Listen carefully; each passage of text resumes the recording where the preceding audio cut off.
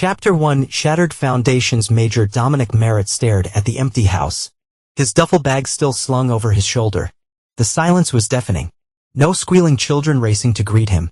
No Valerie waiting at the door with that smile that had carried him through 15 months in the unforgiving mountains of Afghanistan. "Val," he called out, his voice echoing through the hollow rooms. The furniture remained. Family photos still adorned the walls. But something felt terribly wrong. A thin layer of dust covered the surfaces. Mel had piled up on the kitchen counter. Dominic moved through the house, his military training kicking in despite the panic rising in his chest. In their bedroom he found drawers partially emptied. In the children's rooms, favorite toys and clothes were missing. Nothing seemed ransacked or forcibly disturbed, just selectively absent. He pulled out his phone and called Valerie. Straight to voicemail. He tried again. Same result. "Hey neighbor." A voice called from the front door, which Dominic had left open. Thelma Apprentice, the elderly woman from across the street, stood on his porch. "I thought that was you. We weren't expecting you back for another month." "Where's my family, Thelma?" Dominic asked, his voice tight. Thelma's expression shifted. "You mean you don't know? Valerie said you two had discussed everything. She said you were getting a divorce and she was taking the kids to stay with her mother for a while." Dominic felt the world tilt beneath him. "Her mother's been dead for 5 years. Thelma's hand flew to her mouth. "Oh dear." Within hours, Dominic had filed a missing persons report for Valerie and their 3 children. 10-year-old Quincy, 8-year-old Rin, and 6-year-old Porter. The police initially seemed unconcerned, suggesting that marital problems often led to one spouse taking the children temporarily. "She didn't leave a note?" Officer Bennett asked, skepticism evident in his voice. "No," Dominic replied firmly. "And we weren't having problems. I just spoke with her 3 days ago on video chat. Everything was fine. Sometimes people hide things," Bennett said with practiced neutrality. "Especially from someone who's been away for over a year." Dominic clenched his jaw. "Check our bank accounts. Check our credit cards. She hasn't used any of them. That's not someone who planned to leave. That's someone who disappeared." As days turned into weeks, Dominic uncovered disturbing details. 2 months before her disappearance, Valerie had begun visiting a therapist. Friends reported she seemed anxious, distracted. Their joint account showed several large cash withdrawals. Their minivan was found abandoned at a shopping mall 50 miles away. The media latched onto the story. Military hero's family vanishes. Dominic's commanding officer granted emergency leave. But even with the publicity, leads were scarce. 3 months after their disappearance, Dominic sat across from Detective Silas Hawthorne, a weathered man with sharp eyes who had taken a personal interest in the case. "I've been doing this for 27 years, Hawthorne said, "and something doesn't add up. Your wife didn't just run off with the kids on a whim." "I know," Dominic said, exhaustion etched into his face. "So what happened to them?" "I think someone else was involved," Hawthorne replied, sliding a folder across the table. "We found these on her therapist notes." Valerie mentioned feeling watched, receiving strange calls. She thought someone was following her. Dominic's blood ran cold. "Why didn't you tell me this sooner?" "Because we needed to rule you out first," Hawthorne said bluntly. "Standard procedure. But I'm convinced now. Your family may have been targeted. The question is, by whom?" As they delved deeper, fragments of a troubling picture emerged. In the months before her disappearance, Valerie had been researching identity theft protection. She visited a private investigator but canceled her appointment at the last minute.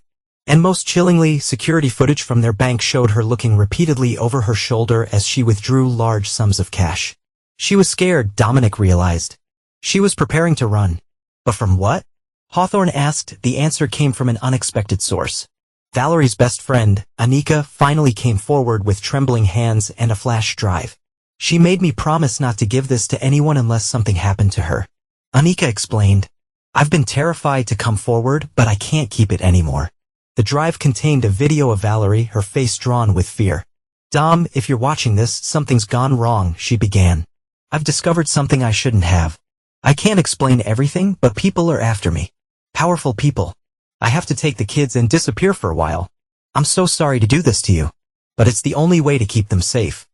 Please don't look for us. It's not safe for you either. I love you. We all do. Forgive me." The video ended, leaving Dominic and Detective Hawthorne in stunned silence. What the hell did she discover?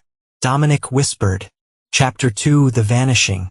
6 months after Valerie and the children vanished, Dominic lived in a purgatory of uncertainty.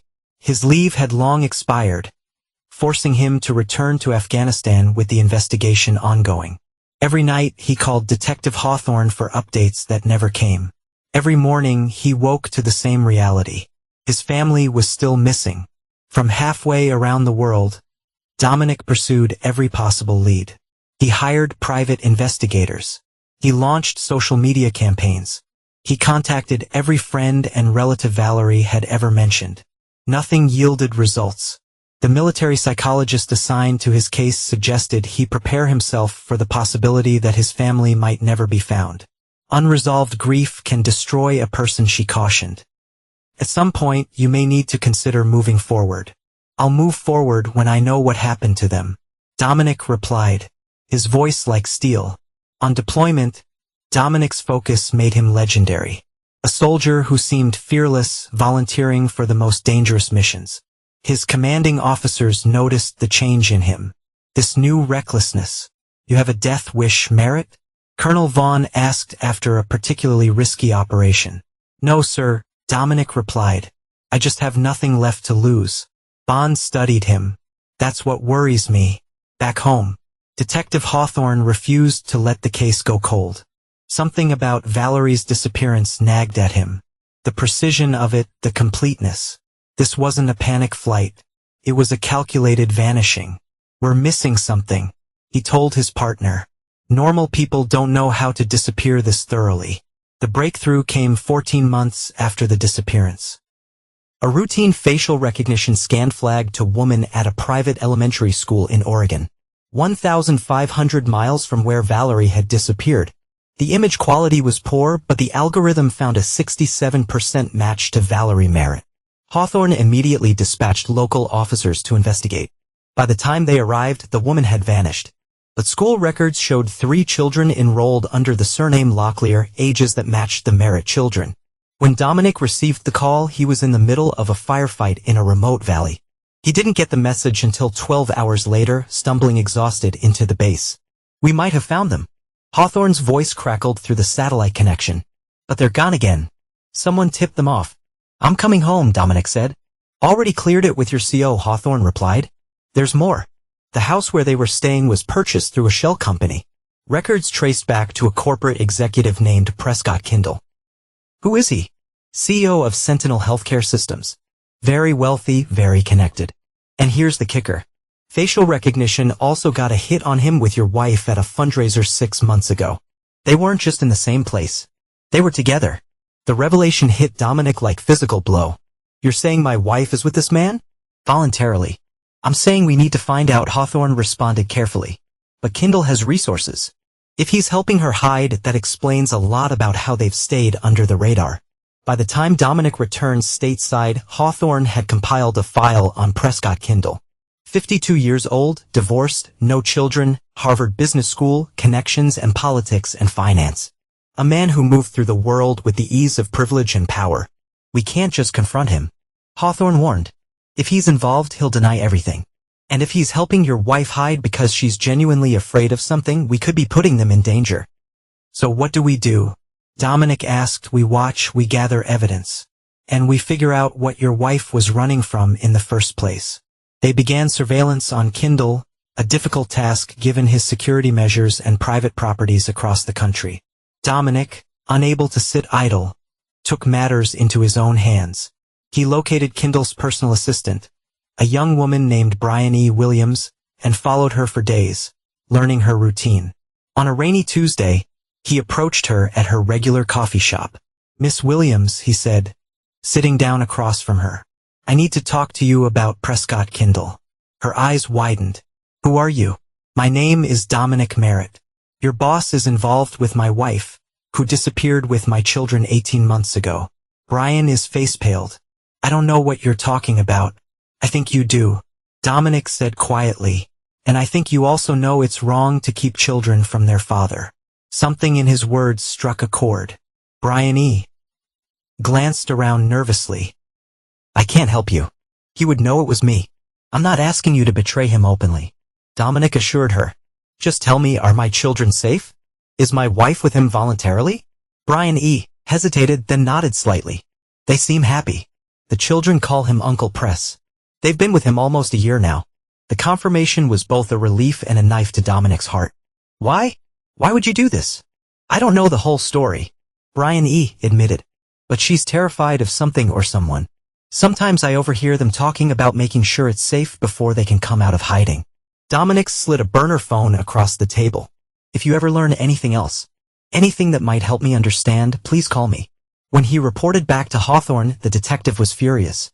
You could have blown our whole investigation. What were you thinking? I was thinking that those are my children. Dominic snapped. And apparently they're calling another man uncle while I've been living in hell for nearly 2 years. Hawthorne's expression softened slightly. Look, I get it. But we need to be smart about this. Kendall isn't just some guy. He has connections. If we move too soon, he could make this very difficult. So we keep watching. Dominic said bitterly. We build a case, Hawthorne corrected. And when we move, we make sure it sticks. But fate had other plans. 2 weeks later, Hawthorne called Dominic at 3 a.m. Kendall's on the move, he said urgently. Private jet filed a flight plan to Switzerland. Leaving in 4 hours. With my family, we don't know. But we need to move now if we want to find out. By dawn, they were positioned outside Kendall's estate, watching as a private security team loaded luggage into waiting SUVs. And then Dominic saw them. Quincy, taller than he remembered, ran, her hair now cut short. Porter barely recognizable at nearly 8 years old. And behind them, Valerie holding hands with Prescott Kendall. That's them. Dominic whispered, his voice breaking. My God, that's them. Hawthorne placed a steadying hand on his shoulder. We've got them, Merritt. We finally got them. As the family approached the vehicles, Hawthorne gave a signal. Police cruisers converged on the property, blocking the exits. Officers emerged with weapons drawn, shouting commands. Dominic watched as Valerie's face transformed with terror. She pulled the children against her as Kendall stepped protectively in front of them, raising his hands. As officers detained Kendall, Dominic approached his family for the first time in 2 years. Valerie stared at him with an expression he couldn't decipher. Fear, guilt, and something else, something harder. Daddy, Ran asked uncertainly, her small voice cutting through the chaos. Dominic knelt to her level, tears streaming openly down his face. Yes, sweetheart? It's Daddy. He's alive. Porter whispered to his mother in confusion. It was then that Dominic understood the final, devastating truth. Valerie had told their children he was dead. Chapter 3, Deceptions, they're not going anywhere with him, Valerie declared, her voice shrill as she clutched the children closer. You don't understand what you're doing. Detective Hawthorne stepped forward, his demeanor professionally calm. Mrs. Merritt, you're being detained on suspicion of parental kidnapping. The children will be placed in protective custody until this situation is resolved. My name is Valentine Locklear, she insisted, eyes wild. There's been a mistake. Prescott Kendall, composed despite the handcuffs, addressed his lawyer who had arrived minutes after the police. Roland, get this straightened out immediately. This is harassment. Dominic watched the scene unfold as if from a great distance. The children, his children, looked at him with confusion and fear rather than joy. Quincy, his oldest, stood protectively in front of his siblings, a miniature guardian. None of them recognized their father as someone to trust. At the police station, the family was separated. Valerie and Kendall were placed in different interview rooms, while social workers took the children to a comfortable lounge designed for young witnesses. I want to see them, Dominic demanded. Not yet, Hawthorne advised. Let's establish some facts first. We need to understand what they've been told. Through the one-way glass, Dominic watched as Detective Hawthorne interviewed his wife. Valerie sat rigidly, refusing to answer questions about her identity. We have DNA samples from your children's personal items, Hawthorne explained patiently. We can establish their identities within hours. Making this difficult only prolongs everyone's suffering. You've just guaranteed their suffering. Valerie replied cryptically. You have no idea what you've done. In the adjacent room, Kendall was the picture of corporate confidence. I've committed no crime, he stated. I've been helping a woman and her children who came to me in fear for their lives. And you didn't think to contact authorities? Hawthorne's partner questioned. She specifically feared certain authorities. Kendall replied smoothly. Given my resources, I chose to help her directly. By creating false identities?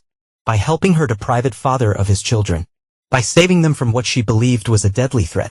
Kendall countered. Everything I did was to protect a family in danger. Meanwhile, Dominic was permitted to speak with the social worker who had been interviewing the children. They believed their father died in combat. She confirmed gently. They were told about 2 years ago. The youngest barely remembers you. The oldest is very protective. He says his uncle Prescott is his father now. Dominic pressed his palms against his eyes. How do I even begin to undo this damage? Carefully, the social worker advised. With professional help, these children have experienced significant trauma, regardless of the circumstances that led to it. As DNA results confirmed what they already knew. These were indeed the Merritt children. The legal machinery ground in motion. Emergency custody hearings were scheduled. Charges of kidnapping and identity fraud were filed against both Valerie and Kendall. Kendall's high-powered attorney immediately requested a private meeting with the district attorney, Detective Hawthorne, and Dominic. My client would like to explain the situation. Roland Forsythe began. His voice cultured and precise. There are extenuating circumstances that must be considered before this proceeds further.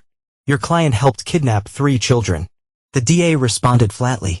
My client protected 3 children and their mother from what they all believed was imminent danger. Forsythe corrected.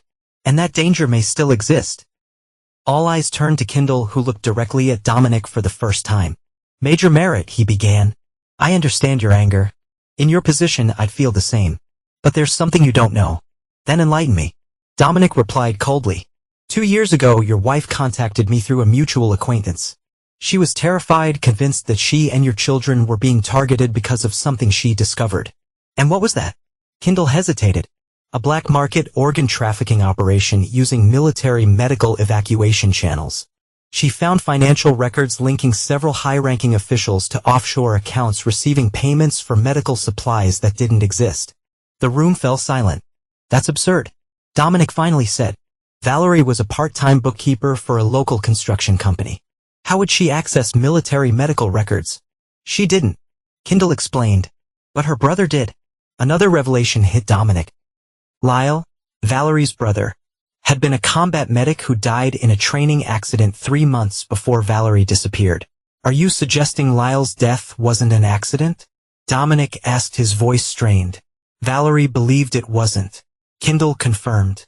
She said he had been acting strangely before his death, saying he'd discovered something terrible.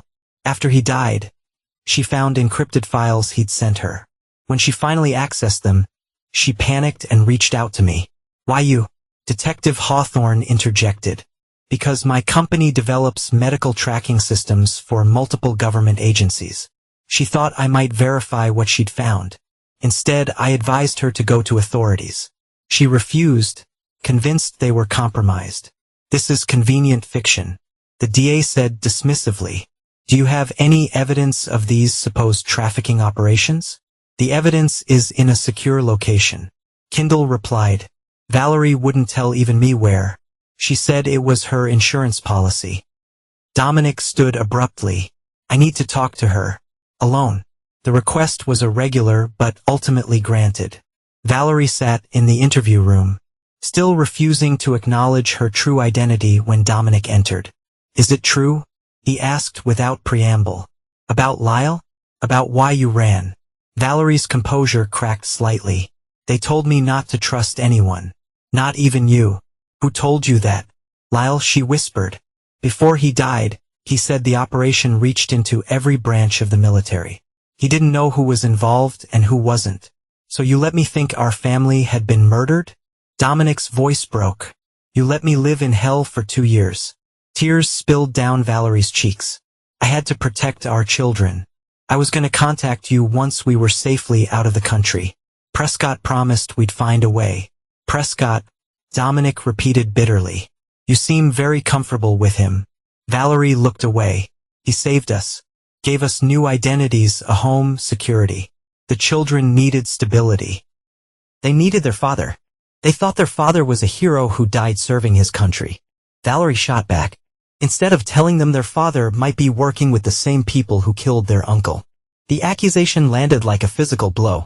You actually believed I could be involved in something like that. I didn't know what to believe anymore. Valerie admitted. Everything was falling apart. I just wanted them safe. As they talked, really talked. For the first time in years, a complex picture emerged. Valerie's fear had been genuine, if possibly misguided. Her relationship with Kendall had begun as protector and protected but had evolved into something more. And most painfully for Dominic, the children had adjusted to their new life, with Kendall as a father figure. "I need to see them," Dominic said finally. "Whatever happens legally, whatever truths we uncover about Lyle's accusations, those are my children. I've lost 2 years I can never get back." Valerie nodded slowly. They should know the truth. All of it. The reunion was awkward and emotionally raw. Quincy, now 12, regarded as father with suspicion. "Mom said you died a hero," he accused. "She was trying to protect you." Dominic replied gently. "But I'm very much alive. And I've been looking for you every day since you disappeared." Run, more open than her brother, studied Dominic's face. "I remember you singing to me when I had bad dreams." Porter, the youngest, had partially behind his siblings. "Are you going to take us away from Uncle Press?" Each innocent question was a dagger to Dominic's heart. "I don't want to take you away from anyone who cares about you," he managed. "I just want to be your dad again." As the legal proceedings continued, a temporary custody arrangement was ordered. The children would live primarily with Dominic, with supervised visitation for Valerie while the kidnapping charges were investigated. Kendall, released on bail, was prohibited from contact with the family. Detective Hawthorne, meanwhile, took Lyle's allegations seriously.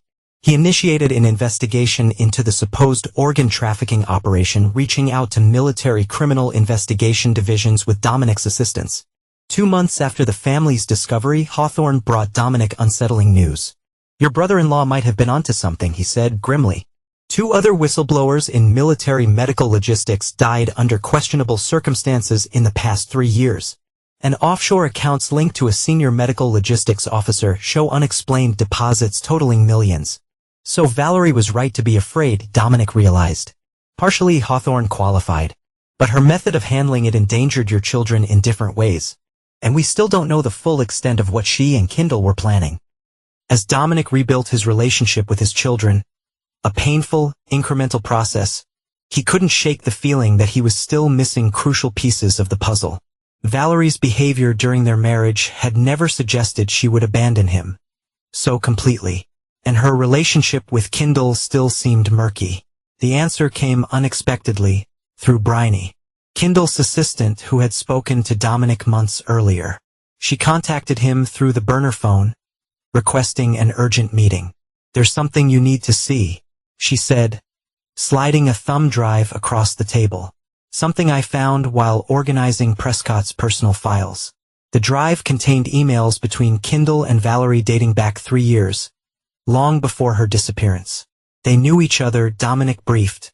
"The whole time, there's more," Bryony said quietly. The initial contact came through Lyle. He was consulting for Sentinel Healthcare on military contracts before he died. As Dominic read through the correspondence, a different narrative emerged. Lyle had indeed discovered concerning financial irregularities, but Kendall hadn't been Valerie's savior after she discovered them. He'd been part of her investigation from the beginning.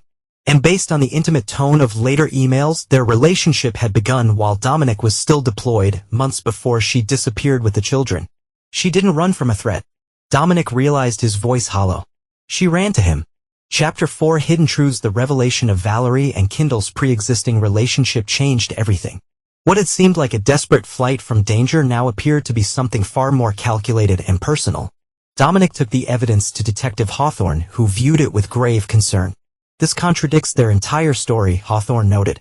"If they were involved before the disappearance, it suggests a different motive altogether."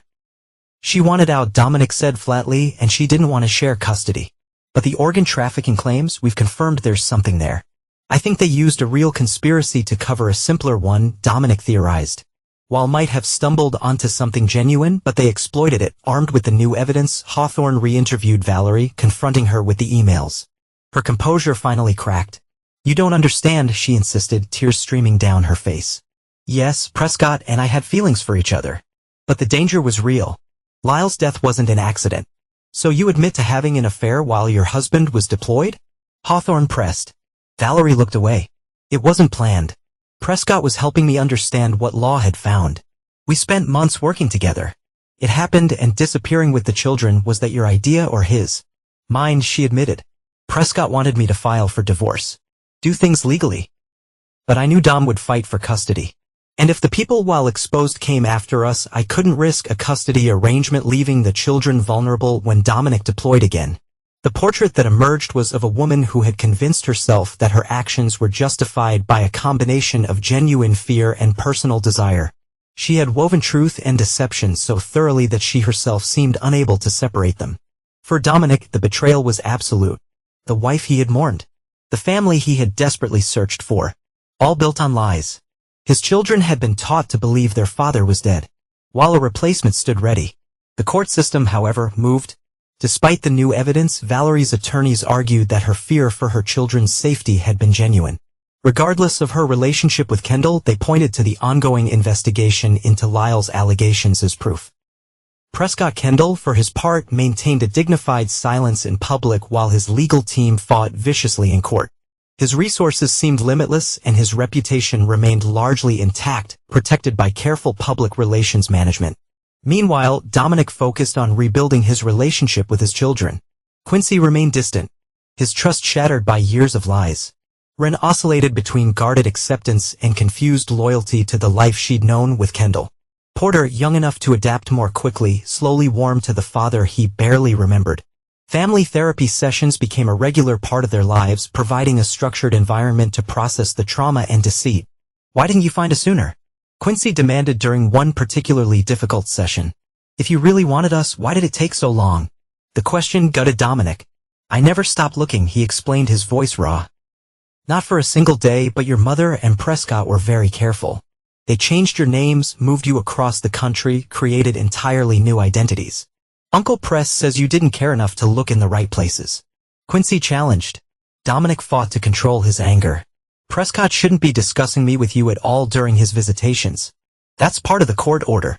He's just answering our questions." Quincy retorted. "Which is more than you do." The therapist intervened gently, redirecting the conversation, but the exchange highlighted the ongoing battle for the children's hearts and minds. Despite the court restrictions, Kendall clearly maintained a powerful influence over the family he had claimed as his own. 6 months after recovering his family, Dominic received a call from a military investigator named Commander Wilcox. "Major Merritt, we need to speak in person regarding your brother-in-law's allegations." They met at a nondescript office building in Virginia. Commander Wilcox, a sharp-eyed woman with short gray hair, wasted no time. "We've confirmed significant parts of Lau Patterson's claims," she stated.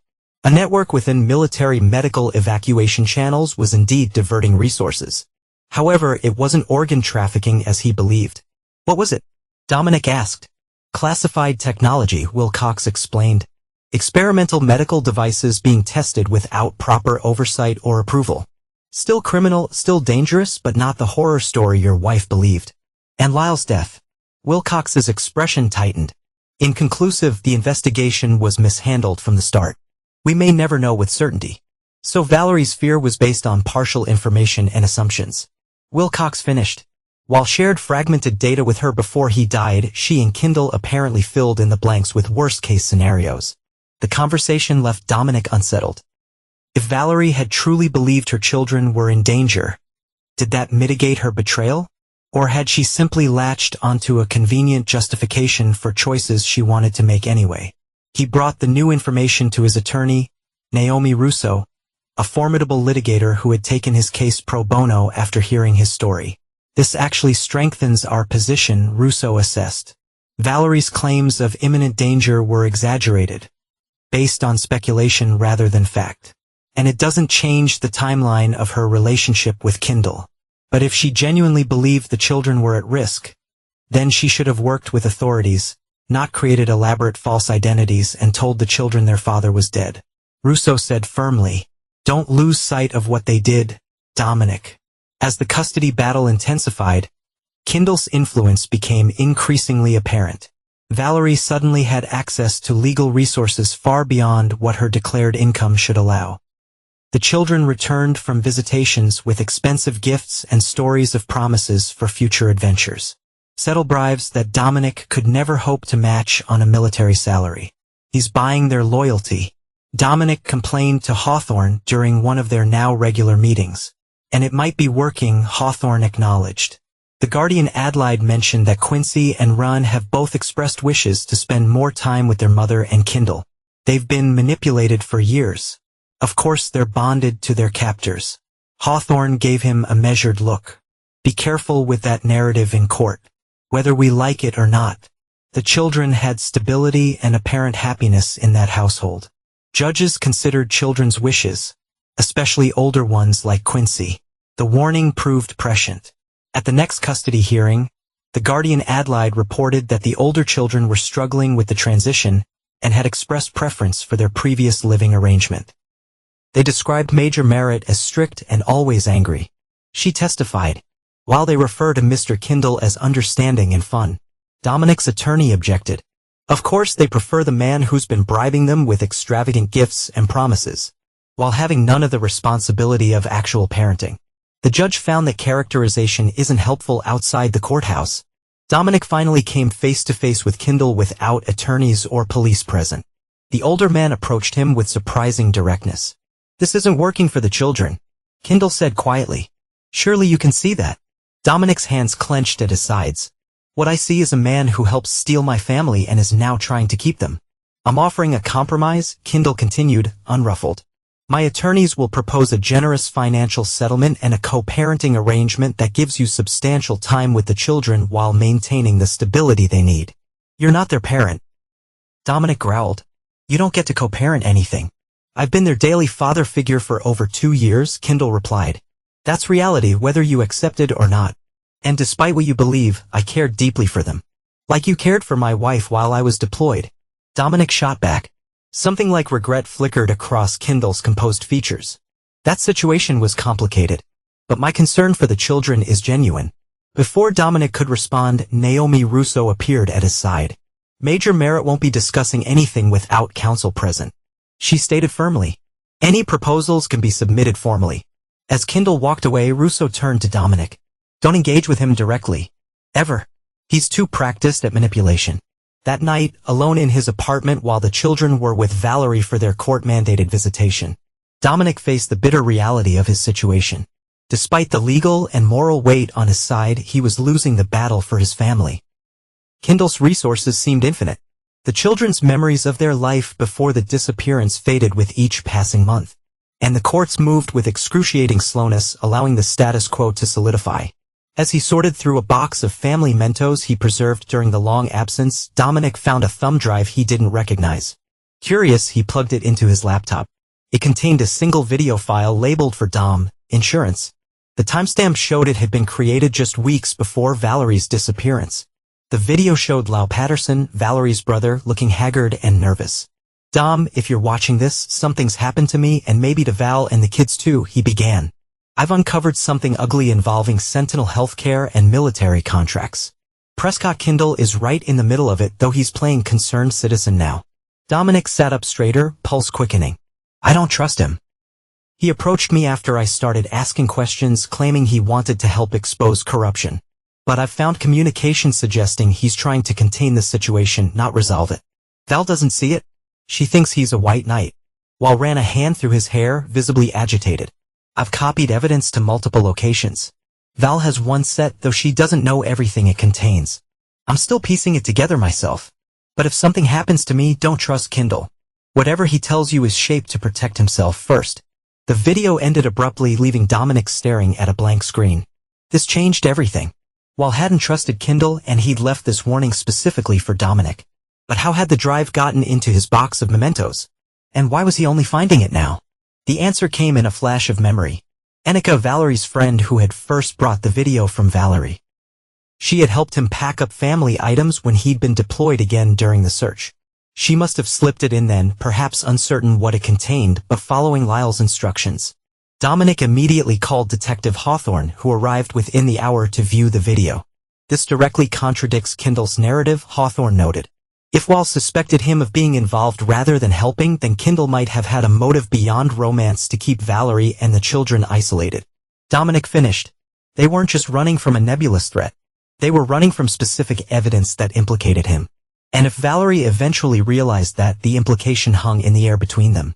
Valerie might have become a liability to Kindle, a woman who possessed evidence that could damage him, raising 3 children who weren't his, a situation growing increasingly complex. The Switzerland trip, Dominic said suddenly. They were leaving the country when we found them. What if that wasn't just about avoiding detection? What if it was about getting them somewhere with no extradition? Hawthorne suggested. The theory was compelling but difficult to prove. The video alone, without the evidence Lyle mentioned, wouldn't be enough to bring charges against Kindle. But it might be enough to change the dynamics of the custody battle. We need to find Lyle's evidence, Dominic declared. He said he had copies in multiple locations. And Valerie has once said, Hawthorne reminded him. But if she's still protecting Kindle, she might not know what she has, Dominic realized. While said she doesn't know everything it contains. With renewed purpose, they began re-examining Valerie's possessions that had been catalogued during the initial investigation. Among them was a collection of family photo albums she'd taken when she disappeared. Seemingly sentimental items, but perhaps something more. These were important enough for her to take while in fear for her life. Dominic noted, what if they're not just photos? They examined each album, looking for anything unusual. In the back cover of the oldest album, Dominic found it. A small irregularity in the binding, concealing a micro-SD card. This has to be it, he said, his hands trembling slightly as he extracted the tiny storage device. The card contained encrypted files that required specialized software to access. Once decrypted by the police technical team, they revealed a trove of information, financial records, emails, and internal memos from Settle Healthcare, all documenting not organ trafficking, but something arguably more insidious. The deliberate covering up of failed experimental medical treatments that had resulted in multiple deaths. And at the center of it all was Prescott Kindle, personally directing the containment strategy while publicly positioning himself as an advocate for medical ethics. This isn't just corporate malfeasance, Hawthorne said gravely. This is criminal negligence resulting in death. Multiple counts. For Dominic, the revelation brought a terrible clarity. He seduced my wife to control her, to monitor what she knew and keep her isolated from anyone who might help her understand what she had. And when that wasn't enough, he convinced her to disappear completely. Hawthorne added, probably when he realized Lyle had given her evidence he couldn't account for. With the new evidence, the legal landscape shifted dramatically. Federal prosecutors opened an investigation into Sentinel Healthcare and Prescott Kindle personally. The custody case was temporarily stayed pending the outcome of these more serious criminal matters. Dominic, believing Valerie had also been Kindle's victim in some ways, approached her privately through their attorneys. I need to speak with her, he insisted. She needs to understand what's been happening. The meeting was arranged at a neutral location with attorneys present but giving them space to talk. Valerie appeared thinner than he remembered. Her eyes shadowed with worry. They're saying terrible things about Prescott, she began. Things that can't be true. I found Lyle's evidence, Dominic said gently. The real evidence, not just what Kindle wanted you to see. He explained what they discovered, showing her key documents that detailed Kindle's direct involvement in covering up medical deaths. He used you, Val? Dominic concluded. He saw you as Lyle's connection to evidence that could destroy him. And he made sure he controlled you completely. Valerie's face had drained of color. No, she whispered. He protected us. He loves me. He isolated you. Cut you off from everyone, including me. Made you entirely dependent on him. Is that love? Tears spilled down her cheeks. I don't know what to believe anymore. Believe Lyle, Dominic urged. Your brother tried to warn both of us. That's why he left me that video. Why he gave you evidence without telling you everything it contained. He was trying to protect you. Slowly, painfully, Valerie began to see the manipulation that had shaped the past 3 years of her life. The fear that had been cultivated and directed. The half-truths and omissions that had led her to make devastating choices. What happens now? She asked, her voice small. Kindle will likely face criminal charges, Dominic replied honestly. And you may too for the kidnapping. But if you cooperate, if you help the prosecutors understand how he manipulated you. The children, she said suddenly. What will happen to them? That depends partly on you. Dominic said carefully. They need stability. They need parents who put their welfare first. I thought I was, Valerie whispered. I really thought I was protecting them. I know, Dominic acknowledged. And now you can protect them by helping them understand the truth gently and with support. As they talked, a fragile understanding began to form between them. Not forgiveness, not yet, but a recognition that moving forward required focusing on the children's needs above all else. Will you fight me for full custody? Valerie asked eventually. I want what's best for them, Dominic replied. Right now, that's probably shared custody with extensive family therapy. They need both of us to help them process everything that's happened. The relief in Valerie's expression was palpable. I'll cooperate, she decided. With the prosecutors, with the custody arrangements, everything. I owe them that. I owe you that. As they prepared to leave, Valerie hesitated. There's something else you should know, she said quietly. About the trip to Switzerland. It wasn't just about avoiding detection. What was it about? Prescott was arranging for me to marry him there. He said it would make international custody issues simpler. She looked down at her hands. He also said it would make me immune from testifying against him if things ever went wrong. The final piece clicked into place. Kendall had been planning his legal protection all along, using Valerie and the children as both shields and leverage. Thank you for telling me, Dominic said simply. As he left the meeting, a weight seemed to lift from his shoulders. The path ahead remained difficult, but for the first time in years he could see it clearly. Chapter 5, Counter Moves. The federal investigation into Prescott Kendall progressed. Sentinel Healthcare stock plummeted as details of the covered-up medical deaths became public. Former employees came forward with additional evidence, sensing which way the wind was blowing. Kendall himself remained outwardly composed, issuing statements through his attorneys expressing confidence that the misunderstanding would be resolved. He stepped down as CEO temporarily, citing the need to focus on his legal defense. For the Merritt family, the immediate impact was a strange limbo. With criminal charges pending against both Kendall and Valerie, the family court temporarily suspended its proceedings. The existing custody arrangement remained in place. The children lived primarily with Dominic, with supervised visitation for Valerie. Kendall was prohibited from contact with the children entirely. Dominic used this time to focus on rebuilding. He requested and received an administrative assignment at the Pentagon, allowing him to remain consistently present in his children's lives. He enrolled them in therapy both individually and as a family. And he began the slow process of helping them understand the complex situation without demonizing their mother. Quincy remained the most difficult. At 12, he was old enough to piece together fragments of the adult world around him, but too young to fully comprehend the nuance and manipulation involved. So Mom's going to jail? He demanded one evening, his voice cracking with emotion. It's not that simple, Dominic replied carefully. Mom made some bad choices because she believed she was protecting you. The courts will take that into account. And Uncle Press, is he a bad guy or not? Dominic chose his words. Prescott did some things in his business that hurt people, and he wasn't honest with your mom about them. But the way you felt about him, the good experiences you had, those were real. It was the hardest balance. Acknowledging the genuine relationships that children had formed during their time with Kendall without minimizing the wrongness of how those relationships came to be.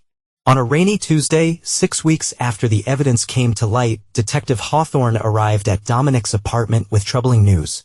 Kendall's gone, he said without preamble. Skipped the bill this morning. His tracker was found in a hotel bathroom in Baltimore. Dominic felt a cold dread settle in his stomach. How? He was under surveillance. Expertly planned, Hawthorne admitted. He had a body double check into the hotel while wearing a hat and mask. COVID precautions. The double left the tracker in the bathroom and walked out while housekeeping was distracted. By the time the surveillance team realized something was wrong, Kendall had at least a 5-hour head start. Where would he go? Hawthorne's expression was grim. That's why I'm here? His private jet filed a flight plan to Mexico 2 days ago with 3 passenger seats reserved. We think he was planning to take Valerie and the children. The implications were chilling. Despite the evidence against him, despite the pending charges, Kendall had still been plotting to reclaim the family he considered his. Have you spoken to Valerie? Dominic asked urgently. She's being brought in for questioning now. Preliminary indications are that she wasn't aware of his plan. Her ankle monitor shows no unusual movements. Dominic ran a hand through his hair. Mind racing. The children, we need additional security. Already arranged, Hawthorne assured him. Officers are being stationed at their school and here. We've also gotten emergency orders restricting Valerie's visitation to a secure facility until Kendall is apprehended. For the next several weeks, the Merritt family lived under a protective shadow. The children were never alone. Their movements carefully monitored. Dominic explained the situation as a security precaution without specifying that Kendall might attempt to take them again. Valerie, devastated by the revelation of Kendall's escape attempt, cooperated fully with authorities. She provided access to all communications, revealing that Kendall had indeed been subtly preparing her for another disappearance. He told me the prosecution was politically motivated. She admitted to investigators that we'd never get a fair hearing. He made it sound reasonable, a strategic retreat until better legal representation could be arranged. The prosecutor handling her case, impressed by her cooperation and increasingly convinced of the psychological manipulation she had endured, began discussing a plea agreement that would significantly reduce her charges. 38 days after his disappearance, Prescott Kindle was located in a luxury villa outside Puerto Vallarta. Mexican authorities, working with U.S. Marshals, surrounded the property at dawn. Instead of surrendering, Kindle attempted to flee.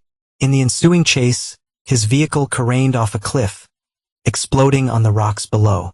When Hawthorne delivered the news, Dominic felt no satisfaction. Only a complex relief. Are they sure it's him? Dental records confirmed. Hawthorne nodded. He's gone. The children received the news with varying reactions. Run cried openly, mourning the man who had been a father figure to her for over 2 years. Porter, still young enough to adapt quickly, seemed more confused than grieved. And Quincy retreated into a silent silence that concerned Dominic deeply. 3 days after Kindle's death, Dominic found Quincy sitting on the apartment balcony late at night, staring at the city lights. "Can't sleep?" Dominic asked gently, joining him. Quincy shrugged. Was he really as bad as everyone says? Dominic chose honesty. He did bad things in his business. People died because of decisions he made. And he manipulated your mom in ways that hurt our family deeply. But he was nice to us. Quincy insisted. He taught me chess. He helped with my science projects. He came to every school thing. I know, Dominic acknowledged. People are complicated, Quinn. Sometimes they can be good in some ways and very wrong in others. Mom says we would have died if he hadn't helped us. Dominic danced. When did she tell you that? Before, when we were still living with them, she said bad people were after us because of Uncle Lyle. Your mom believed that, Dominic said carefully. She was afraid and trying to protect you. But she didn't have all the information then. So we weren't really in danger. Quincy challenged. She lied about everything. It's more complicated than that. Dominic tried to explain. Your mom had pieces of information that scared her. And Prescott encouraged those fears. He made them seem bigger and more immediate than they were. Why would he do that? Dominic sighed because he wanted your mom to stay with him. And he knew if she wasn't afraid, she might have made different choices. Quincy absorbed this. His young face troubled. So everything was fake. Our whole life there. Not everything. Dominic assured him. Your mom's love for you was real. The good moments you remember were real. But the situation, the reasons you were there, those were based on manipulation and fear. As they sat together under the night sky, Dominic realized that true healing would require more than just physical safety or legal resolutions. It would mean helping his children integrate their conflicting experiences into a coherent understanding of their disrupted lives. With Kindlegan and Valerie cooperating with authorities, the legal machinery began moving again. The federal case against Sentinel Healthcare continued, with numerous executives facing charges. Valerie, in exchange for her testimony, received a plea agreement reducing her kidnapping charges to custodial interference with a sentence of probation and community service. The family court, presented with the full circumstances, ordered a graduated reunification plan. The children would continue living primarily with Dominic, with Valerie's visitation increasing progressively as she completed therapy and parenting classes. Most importantly, the court ordered comprehensive family therapy for all 5 of them together. Dominic, Valerie, and the 3 children, creating a structured environment to rebuild trust and communication. 6 months after Kindle's death, life had settled into a new normal. The children attended a private school with excellent counseling resources funded by a victims' compensation fund from the Sentinel Healthcare case. Dominic continued his Pentagon assignment, allowing him stable hours and presence in his children's lives. Valerie, living in a small apartment nearby, had found work as a bookkeeper again and attended every therapy session with genuine commitment. Progress came in small moments, Ran asking Dominic to read her favorite story just as he had years before. Porter crawling into his lab during movie night without hesitation. Quincy reluctantly seeking his help with a difficult math assignment. And there were setbacks too. Tearful questions about why they couldn't all live together again. Angry outbursts when routines changed. Nightmares that sent the younger children seeking comfort in the middle of the night. Through it all, Dominic maintained a careful balance, acknowledging the harm without fostering bitterness, encouraging relationship with Valerie, without ignoring her betrayal, helping the children process their grief for Kindle without either demonizing or idealizing him. It was exhausting, heartbreaking work, but slowly, thread by thread, the fabric of family began to reweave itself into something new. Not the seamless whole it had once been, but a patchwork of healing, honest in its imperfections. 1 year to the day after finding his family, Dominic sat in the family therapist's office for a private session. "You've come in extraordinary distance," Dr. Levinson observed. "All of you have. It doesn't always feel like it," Dominic admitted. "Some days it still feels like walking through quicksand." "Healing isn't linear," she reminded him.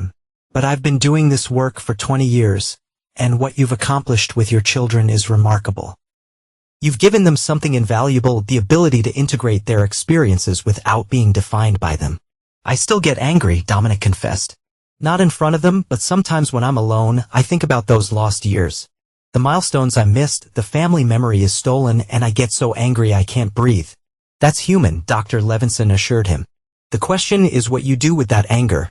"I use it," Dominic said after a moment's reflection, "to be a better father, to be more present now, to make sure they always know they're loved and safe."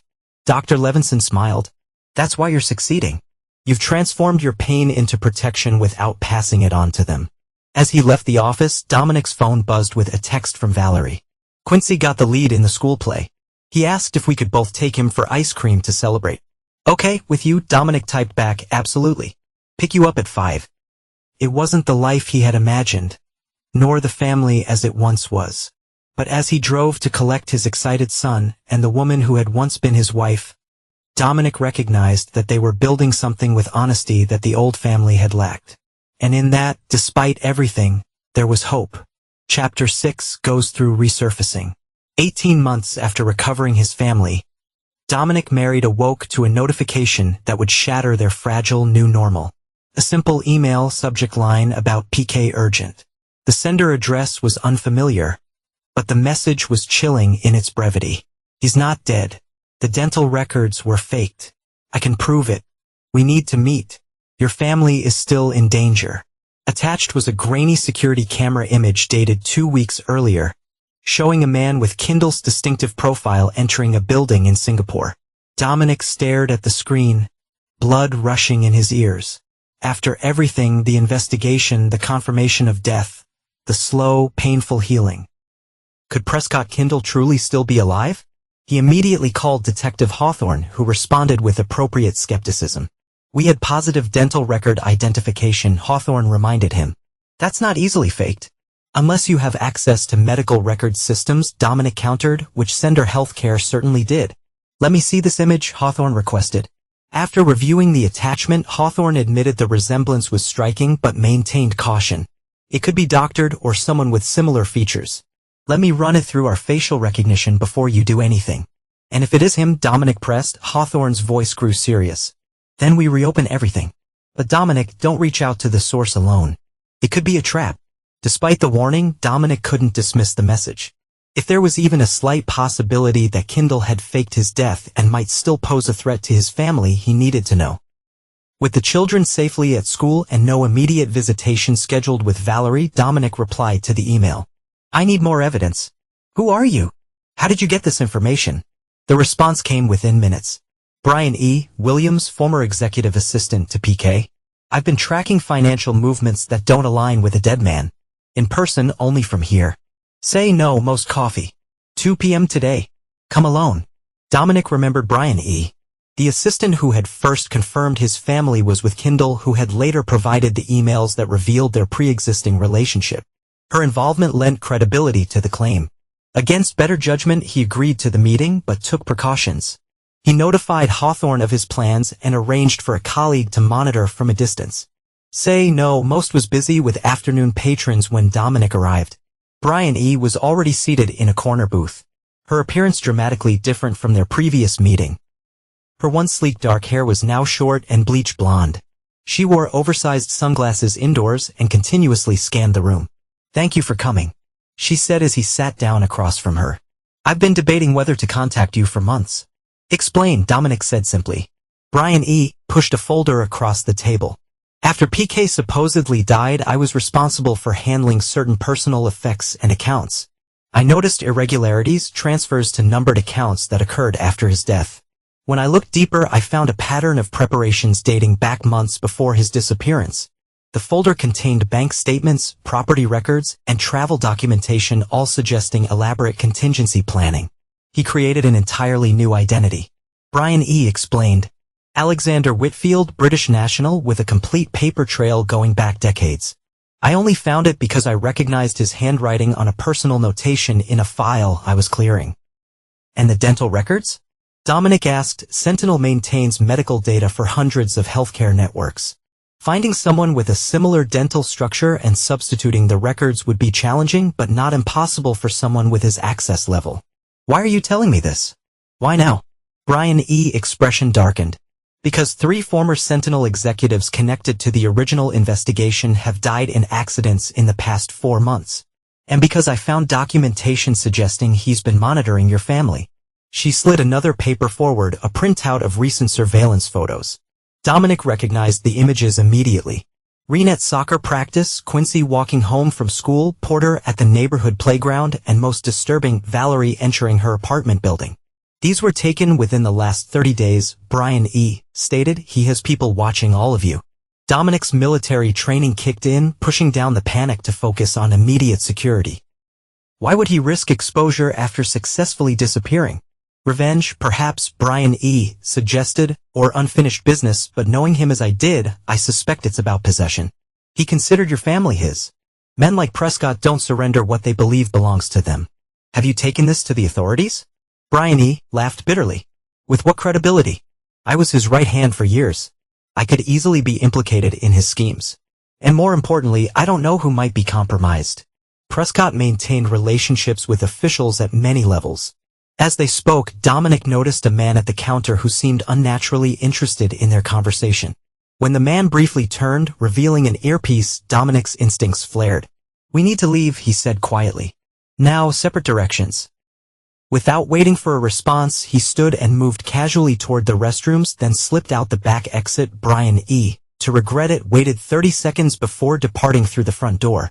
Dominic circled the block, ensuring he wasn't followed, before calling his Pentagon security contact. I need immediate protection detail for my children and ex-wife. He explained. Potential high-level threat. Authorization code CR9.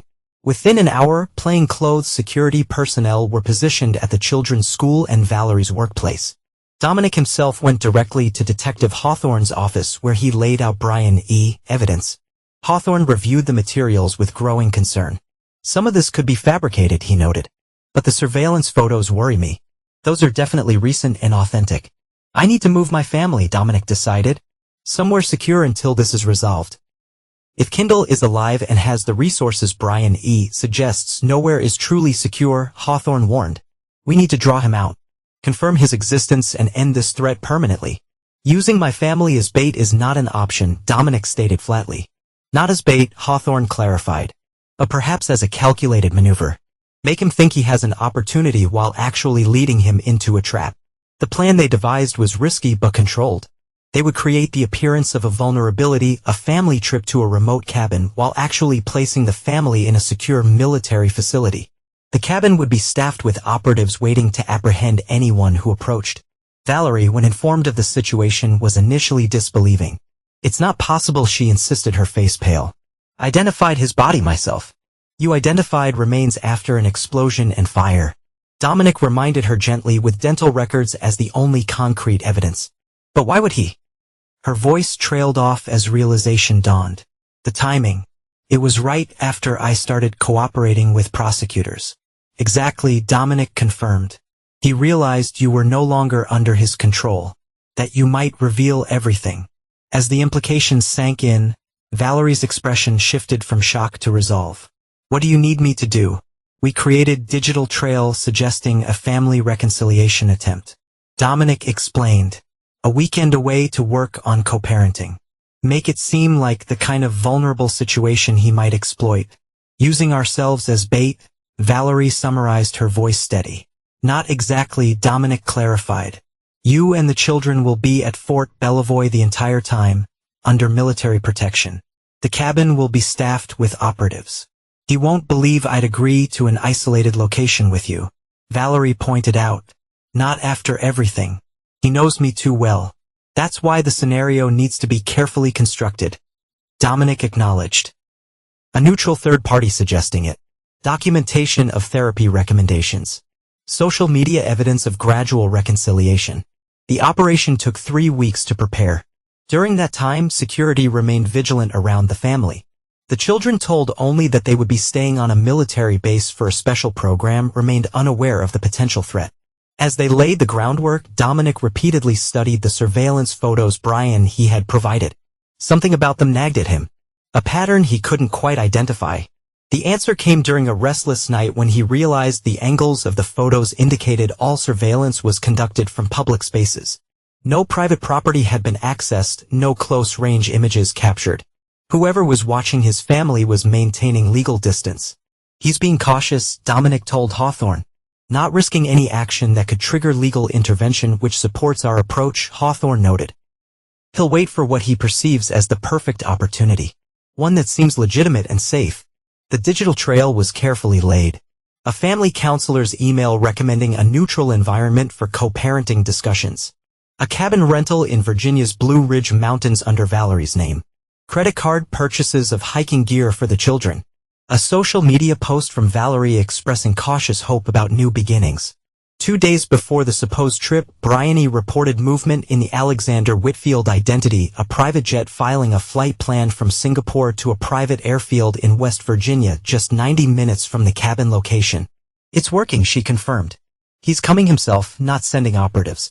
On the day of the operation, Dominic personally escorted Valerie and the children to Fort Belvoir, where comfortable quarters had been arranged in the officers' housing area. To maintain the deception, Valerie continued normal social media activity, suggesting preparation for the mountain trip. Dominic then joined the team at the actual cabin for operatives from military intelligence to U.S. Marshals and Detective Hawthorne. The property was wired with surveillance equipment and personnel were positioned strategically in and around the structure.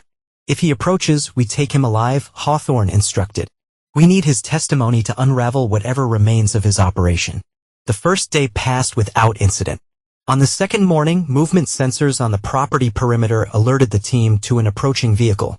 Single SUV coming up the access road, the surveillance officer reported. Tinted windows, rental tax. Dominic watched the monitors as the vehicle parked at a discreet distance from the cabin. A single figure emerged, tall, silver-haired, moving with the confident bearing he remembered.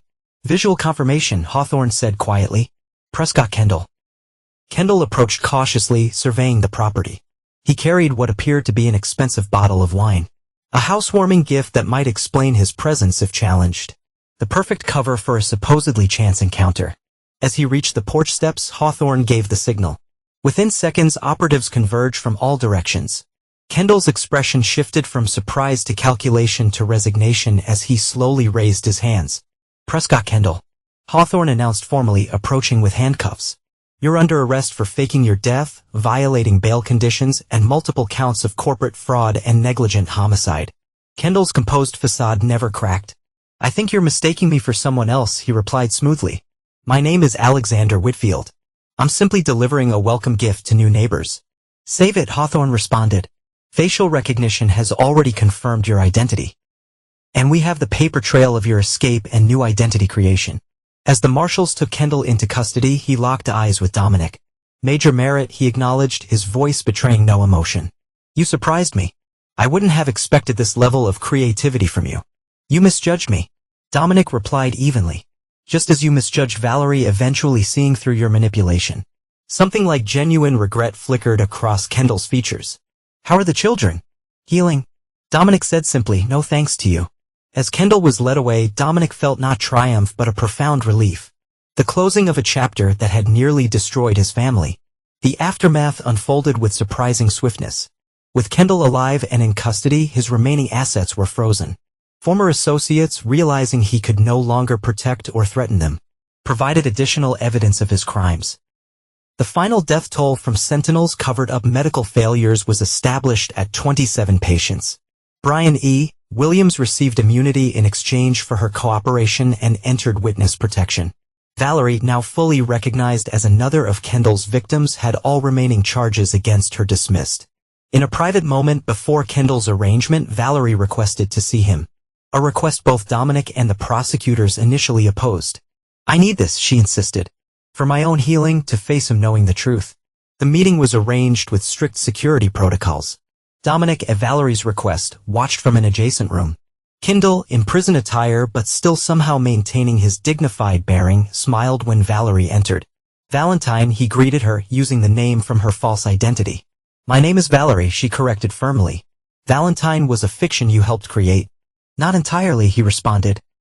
"The woman I knew had more strength and decisiveness than the military wife I first met." "The woman you manipulated," Valerie clarified. "The woman whose fear you exploited.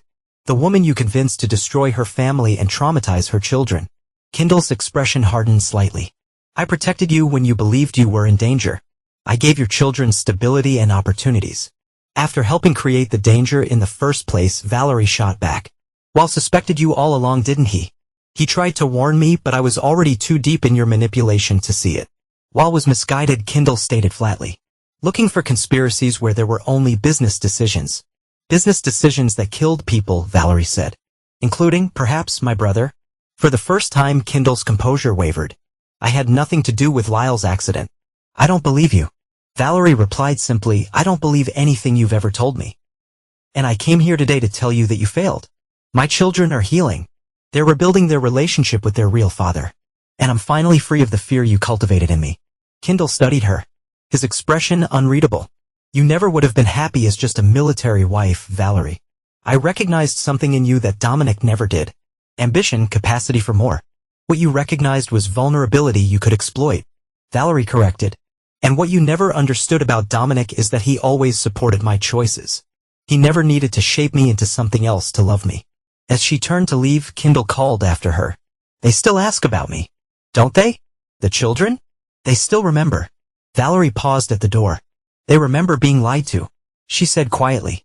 "They're learning about manipulation and coercion. And someday when they're old enough to understand everything, they'll know exactly who you really were." Watching from the adjacent room, Dominic fell to wait. He hadn't even recognized lifting from his shoulders. Valerie had found her voice, her clarity. She had faced her manipulator and recognized the mechanisms of his control. Kendall's trial proceeded with extensive media coverage. The man who had once been a celebrated healthcare innovator was revealed as a ruthless executive who had knowingly allowed patients to die rather than acknowledge failures in experimental treatments. His manipulation of Valerie and the children became a secondary but compelling narrative in the public's understanding of his character. In the end, Prescott Kendall was sentenced to 27 years in federal prison. 1 year for each death attributed to the covered-up medical failures. Additional charges related to faking his death and fleeing justice added another 15 years, effectively ensuring he would spend the remainder of his life incarcerated. For the Merritt family, Kendall's conviction provided a definitive ending to their ordeal. The children, initially sheltered from the most disturbing details, were gradually helped to understand the truth in age-appropriate ways. "Was Uncle Press a bad person all along?" Ren asked during a family therapy session. "People aren't all good or all bad," the therapist explained gently. "Prescott did some very harmful things, but he also had positive qualities.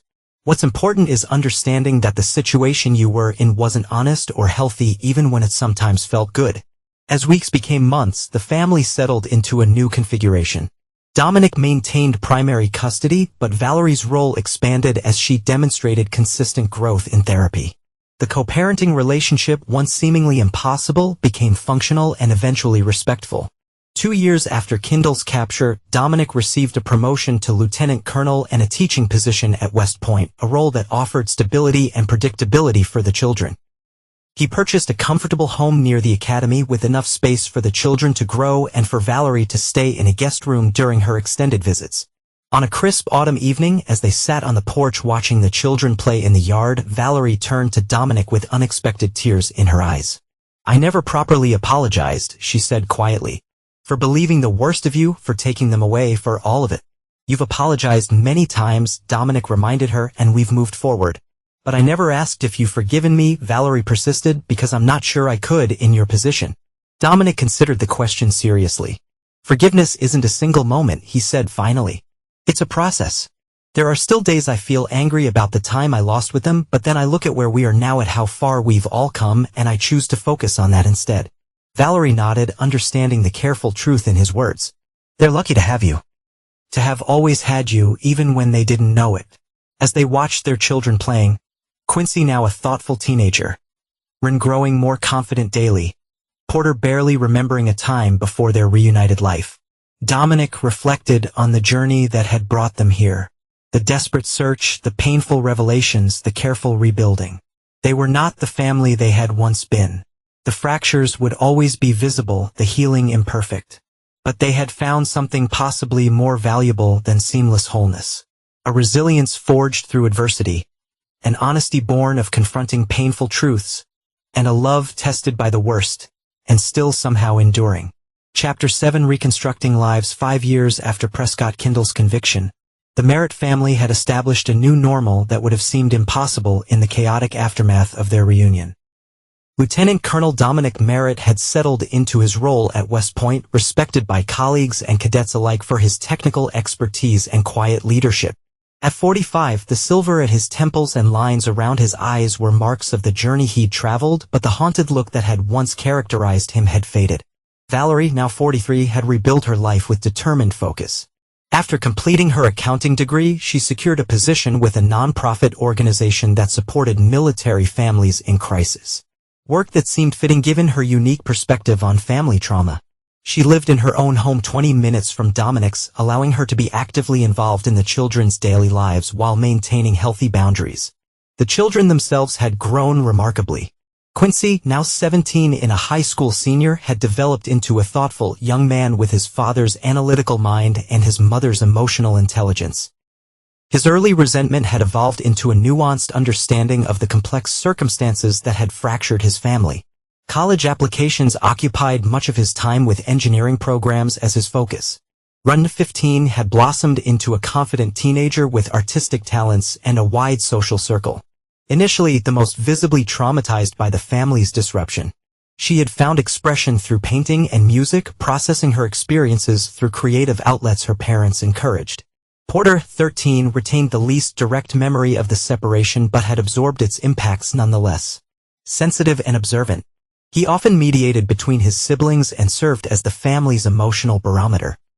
His passion for science had recently crystallized into an interest in psychology. Perhaps influenced by the therapy that had been part of his life for as long as he could, the co-parenting relationship between Dominic and Valerie had evolved from tense formality to genuine collaboration. They weren't friends, exactly, but they had achieved a mutual respect and shared purpose that transcended their painful history. On a warm September evening, the family gathered for what had become a tradition. A start-of-school-year dinner where achievements were celebrated and goals for the coming year discussed. These gatherings typically included Valerie, creating a space where the children could experience their parents as a unified support system rather than opposing forces. Harvard sent a recruitment letter. Quincy announced casually, passing a salad bowl to his sister. Dominic raised an eyebrow. That's significant. Are you interested? Quincy shrugged with studied nonchalance. Maybe. Their engineering program is excellent. But so is MIT's. And Stanford's. All far from home. Valerie observed quietly. That's kind of the point of college, Mom. Quincy replied, though his tone held gentleness rather than review. The conversation flowed naturally to Ren's upcoming art show and Porter's science project, parents offering support and siblings good-natured teasing. To an outside observer, they might have appeared like any family. The history of trauma and separation invisible beneath the ordinary dynamics of daily life. After dinner, as the children dispersed to homework and social media, Dominic and Valerie lingered over coffee on the back deck. Quincy's really considering Harvard? Valerie asked. Apparently, Dominic confirmed. His grades and test scores make it realistic. Valerie traced the rim of her cup thoughtfully. It's strange to think of him being independent. Sometimes I still see him as that scared 12-year-old. He's ready, Dominic said with quiet confidence. They all are for their respective stages. We've made sure of that. You've made sure of that, Valerie corrected. I'm under no illusions about who provided the stability they needed. Dominic shook his head. It's been both of us, Val. Different roles, but equally important. The easy use of her nickname, something that had returned gradually over the years, signified how far they had come from the bitter recommendations of the early days.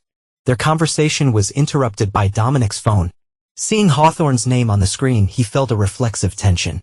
Even after 5 years, contact from the detective triggered memories of uncertainty and threat. Silas answered. "Everything all right? Just checking in." Hawthorne replied, his voice warm. Though officially retired now, he had maintained contact with the Merritt family, his involvement in their case having evolved into something like friendship. "Wanted to give you a heads up on something that might hit the news. Kendall is being transferred to a different facility next week. Dominic's different." "Why? Is there a security concern?" "No. Nothing like that," Hawthorne assured him. "Medical reasons. Apparently he's been diagnosed with early-onset Parkinson's. The new facility has better specialized care." The news landed strangely. Not satisfaction at Kendall's suffering, but a complex recognition of how thoroughly their paths had diverged. While the Merritts had rebuilt their lives, Kendall's had contracted to the confines of incarceration, now further constrained by physical decline. "I appreciate the warning," Dominic said. "Better that we hear it from you than see it unexpectedly." After the call, he relayed the information to Valerie, whose expression remained neutral. "Does it still affect you?" he asked, hearing about him. Valerie considered the question carefully. "Not like it once did. It's more like hearing about a character from a book I read long ago.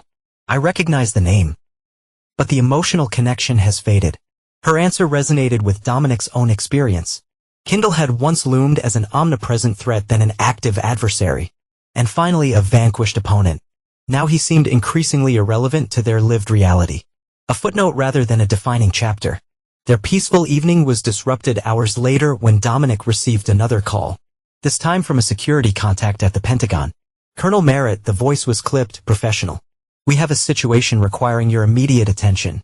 A file has been delivered to military intelligence with your name specifically flagged." "What kind of file?" Dominic asked, instantly alert. "Digital records related to the Sentinel healthcare case and subsequent events." The delivery method was unusual. A law firm received instructions from a trust activated upon specific medical conditions being confirmed. "Your security clearance has been temporarily elevated to review the materials."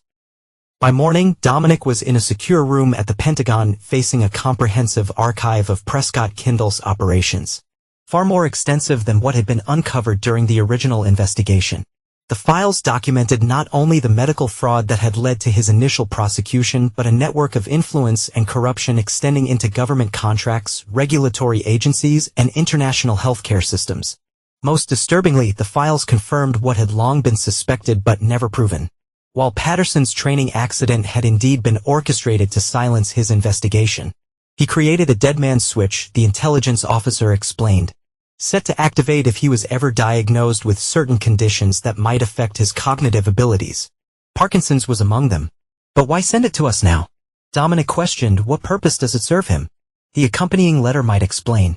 The officer suggested sliding a sealed envelope across the table. The letter, handwritten on expensive stationery, was addressed simply to the Merritt family. "I find myself facing an unwelcome reckoning with mortality sooner than anticipated.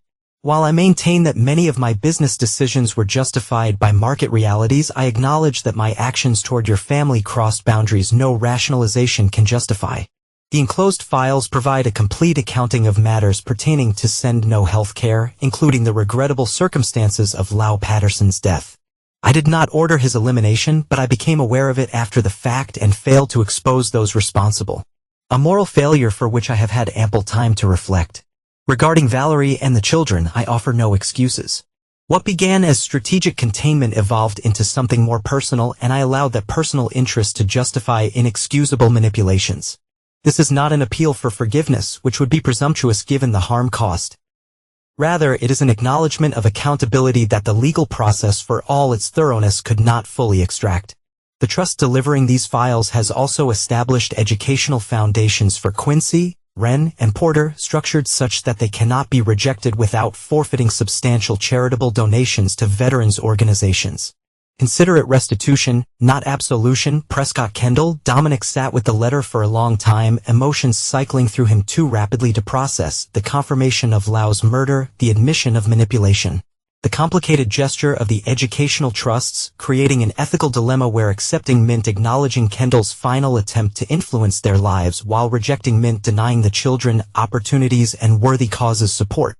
When he finally returned home, Dominic found Valerie waiting in his living room, having been contacted separately by the law firm administering Kendall's trust. "Have you read it?" she asked, holding up her own copy of the letter. Dominic nodded and reviewed the files. They confirm everything about everyone involved has been identified. Valerie pressed her fingers to her lips, tears welling.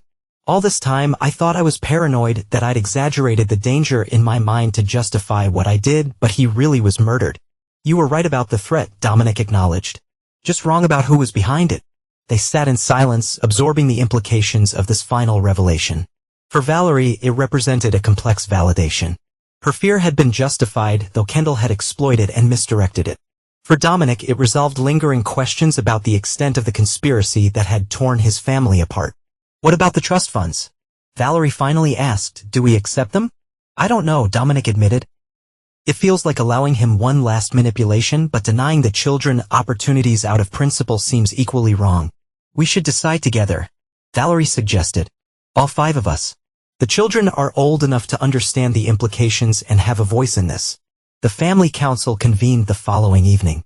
With careful consideration for their ages and emotional readiness, Dominic and Valerie explained the situation, presenting Kendall's letter and the choice before them.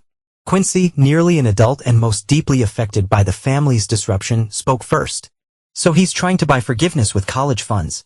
"I don't think he expects forgiveness," Dominic clarified. "He says as much in the letter." "Then why do it?" Ring questioned. "What does he get out of it?" "Perhaps a sense of resolution," Valerie suggested. "He's facing his mortality and trying to address unfinished business." Porter, thoughtful as always, considered the veterans organizations that would benefit if they declined. "So either we get the money for college or veterans get help. It's like he's forcing us to choose between ourselves and others." Classic manipulation, Quincy observed bitterly. One last power play. The discussion continued for hours, each family member expressing their perspective. Emotions ran high at times. Anger at Kendall's presumption, confusion about the ethical implications, practical considerations about educational costs. "What if we accept the funds but donate portions ourselves?" Wren proposed eventually. "Use what we need for education but ensure the veterans organizations benefit too." A compromise, Dominic reflected. Taking control of his gesture rather than simply accepting or rejecting it. "And we attach no gratitude to it," Quincy added firmly. "It's not a gift. It's a partial repayment for damage done." The consensus that emerged reflected their journey as a family. Technologying the harm done without allowing it to dictate their future choices, finding a path forward that honored both practical needs and ethical principles. As the children dispersed to their rooms, Valerie lingered with Dominic in the kitchen. "They're wise beyond their years," she observed. "More balanced about this than I expected. They've had to process complex realities most kids never face." Dominic replied. "It's brought a maturity that's sometimes heartbreaking to see." "Do you ever wonder who they might have been without all this?" Valerie asked softly. If our family had remained intact, if none of this had happened, Dominic considered the question carefully. "Sometimes. But I've also come to believe that who they are now. Their compassion, their resilience, their understanding of human complexity. Those are qualities forged in part through these experiences. Not that it justifies what happened, but they've integrated it into their identities in remarkable ways." Valerie nodded, understanding the nuance in his perspective. "I used to torture myself imagining the alternate timeline. The path where I didn't make those terrible choices. But lately I've been trying to focus on who we are now, not who we might have been. That's all any of us can do." Dominic agreed. Honor the past without being trapped by it. The following weeks brought practical arrangements as the Merritt family implemented their decision regarding Kendall's trust. The funds were accepted with specific conditions: partial donations to veterans organizations, transparent accounting, and no naming rights or recognition for Kendall himself. Alongside these pragmatic matters, the confirmation of Lyle's murder prompted a renewed investigation. The files Kendall provided identified 3 former Signal executives who had arranged the accident after learning of Lyle's discoveries. Federal prosecutors, armed with this new evidence, pursued charges against individuals who had escaped the original investigation. For Valerie, this represented a bittersweet vindication. Her brother's death was finally recognized as the crime it had been, though justice came too late for Lyle himself to witness. The family attended the arrangement of the primary conspirator together, a show of unity that honored Lyle's memory and brought a measure of closure to a chapter that had shaped their lives so dramatically.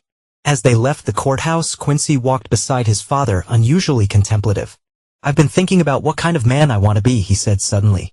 Seeing all this, the consequences of choices made years ago still playing out. Dominic glanced at his son, recognizing the weight of his thoughts. "That's a profound consideration. I used to be so angry," Quincy continued. "At Mom for taking us away, at you for not finding us sooner, at Kindle for inserting himself into our lives, even at myself for adapting to each situation. That anger was natural," Dominic assured him. "You were processing trauma."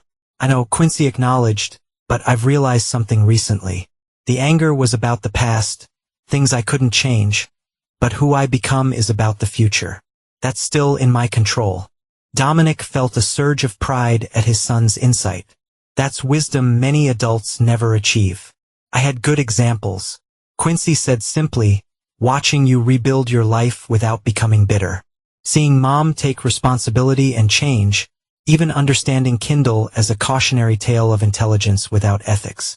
As father and son walked together, Dominic reflected on the long journey that had brought them to this point. The desperate search, the painful revelations, the cautious rebuilding. The scars remained, visible in moments of hesitation or flashes of old pain, but they had healed enough to allow forward movement. That evening, as the family gathered for dinner and what had become their blended routine, sometimes at Dominic's home, sometimes at Valerie's, the children moving comfortably between both, Dominic surveyed the scene with quiet gratitude, not for what had happened, which could never be truly justified, but for what they had managed to salvage and reconstruct from the aftermath.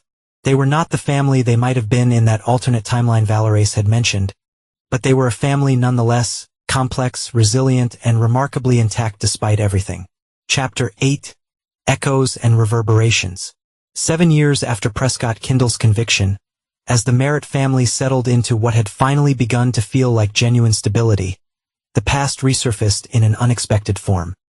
Dominic, now Colonel Merritt, and serving as head of strategic operations at West Point, received a call from Brian E. Williams, the former assistant whose evidence had been crucial in confirming Kindle's deception. "I need to see you," she said without preamble. "There's something you should know." They arranged to meet at a quiet restaurant in Manhattan, away from the familiar environments of both their lives. Brian E. arrived looking dramatically different from the anxious whistleblower Dominic remembered. Now in her early 40s, she carried herself with a confident poise that spoke of hard-won self-assurance. "Thank you for coming," she began, after they had exchanged brief pleasantries. "I've been debating whether to contact you for months." "What's this about?" Dominic asked directly. Brian E. placed a leather portfolio on the table between them. "After entering witness protection, I changed careers entirely. I now work as a specialized researcher for an investigative journalism organization. Recently, we've been examining international medical research networks, and I found something concerning." She opened the portfolio, revealing documents with familiar letterhead, Senior Healthcare. The company itself was dismantled after Kindle's conviction. She explained. But certain research divisions were acquired by other corporations. One particular division, specializing in regenerative medicine, was purchased by a Swiss conglomerate. That division is still utilizing research protocols developed under Kindle's direction. "Is that illegal?" Dominic asked. Unethical research methods were part of the prosecution, but the technology itself wasn't necessarily invalidated. "The technology isn't the issue," Brian E. clarified. "It's the personnel. Several key researchers from Sentinel's most questionable projects are now in leadership positions at the Swiss operation, and the funding structure suggests continuation of the same practices that led to patient deaths originally." Dominic studied the documents with growing concern. "Why bring this to me? This seems like a matter for regulatory authorities." "Because your name appears in their security protocols," Brian E. said quietly, "along with Gallery's and your children's. The organization maintains active surveillance on your family." The revelation landed like a physical blow. After years of building a sense of safety, the idea that they were still being monitored, still considered relevant to Kindle's former associates, was profoundly disturbing. "Are you certain?" Dominic asked, his military training keeping his voice steady despite the alarm coursing through him. Brian E. noted grimly. "The surveillance isn't constant, but periodic assessments are conducted. The most recent was 3 months ago. Why? Dominic pressed. Kindle is incarcerated. His health is declining. What possible threat could my family pose to these people now? I believe it relates to the evidence Kindle provided after his diagnosis. Brian E. theorized. Those files implicated specific individuals but didn't expose the entire network. There's concern that additional evidence might emerge through your family. Dominic thought of Lyle's hidden files of the fragments of information Valerie had possessed without fully understanding. Could there still be missing pieces that these people feared might surface? I need to protect my family, he said. The simplicity of the statement blinded the complexity of what it might require. That's why I came to you directly, Brian E. acknowledged. Official channels might be compromised. Several regulatory officials who should be monitoring these operations have unexplained financial irregularities in their backgrounds. As they discussed the implications, Dominic formulated a preliminary strategy. This was not the panic response of the desperate father he had been when his family first disappeared, but the calculated assessment of a military strategist with extensive security experience. I'll need everything you have on their surveillance methods and personnel, he stated. And I'll need to approach this carefully to avoid creating unnecessary fear for my family. Brian E. slid a flash drive across the table. All my research is here. I've also included contact information for trusted journalists who could publish if something happens to either of us. Insurance policy, she added with a grim smile. Before leaving, Dominic asked the question that had lingered since her call. Why are you still involved in this? You could have walked away completely after the trial. Brian E. considered the question thoughtfully. I was complicit for years, she said finally. Not actively, but through silence and accommodation. I justified it as just doing my job. This is my atonement in a way. Returning to West Point, Dominic faced a difficult decision. How much to share with his family? Quincy was now in his second year at MIT, building a new life away from the shadow of their past. Ran was 17, preparing for college applications herself. Porter, 15, was thriving in high school. And Valerie had recently begun a serious relationship after years of focusing solely on rebuilding her life and relationship with her children. Disturbing their hard-won normalcy with new threats seemed cruel. Yet keeping them ignorant of potential danger was equally problematic. He called a former colleague from military intelligence, now working in private security consulting. I need a comprehensive security assessment, Dominic explained. For multiple locations and individuals, discreetly within days. Enhanced but unobtrusive security measures were implemented around both Dominic's and Valerie's homes. The children's digital footprints were secured with advanced protocols. Surveillance detection systems were installed to alert Dominic if anyone was monitoring his family. Only after these precautions were in place did he approach Valerie, requesting a private meeting without the children present. They sat in her kitchen, the space where they had rebuilt their co-parenting relationship through countless discussions about the children's needs and progress. Something's happened. Valerie intuited immediately, reading his expression with the familiarity of their long history. Dominic nodded, then carefully explained what Brian he had discovered. Valerie listened without interruption, her expression growing increasingly troubled. After all this time, she said finally, will it ever truly be over? This isn't like before, Dominic assured her. We're not vulnerable in the same ways. We have resources, knowledge, support systems. I've already implemented security measures. Should we tell the children? Valerie asked the question that had weighed on him as well. Quincy, yes, Dominic decided. He's an adult now and needs to be aware when he returns for breaks. Ran and Porter, I'm less certain. I don't want to re-traumatize them if this turns out to be precautionary rather than an active threat. Valerie considered this, then nodded slowly. We tell Quincy everything. For Ren and Porter, perhaps a modified version, additional security as a routine update rather than response to a specific threat. Their unified approach reflected the strength of the co-parenting relationship they had built from the ashes of their marriage. Despite everything, they had found a way to prioritize their children's well-being while respecting each other's perspectives. The next phase involved deeper investigation into the Swiss operation Brian he had identified. Using his military contacts and her journalistic resources, they began mapping the network structure and activities. What emerged was concerning. The organization had indeed continued Sentinel's most questionable research practices, now operating in jurisdictions with limited regulatory oversight. More troublingly, they uncovered evidence that the operation maintained connections to individuals implicated in Lyle's murder. Individuals who had escaped prosecution due to insufficient evidence before Kindle's revelations. This isn't just about protecting research methods or avoiding regulatory consequences. Dominic realized during a secure video call with Brianne. These people are protecting themselves from potential criminal charges, which makes them more dangerous. Brianne agreed. People facing prison tend to make desperate choices.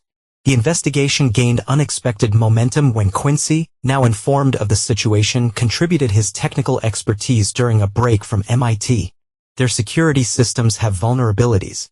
He explained, showing Dominic and Brianne what he had discovered through entirely legal information gathering. Their network architecture leaves digital fingerprints we can track to identify their surveillance methods. With Quincy's insights, they confirmed that the surveillance on the Merritt family was indeed periodic rather than constant. Conducted through a combination of digital monitoring and occasional physical observation during predictable public appearances. They're assessing rather than targeting. Dominic concluded, maintaining awareness of our movements and communications without active intervention. For now, Brianne cautioned, but if they believe we're investigating them, that could change rapidly. The turning point came unexpectedly through Valerie's connection to the Military Family Support Organization, where she worked.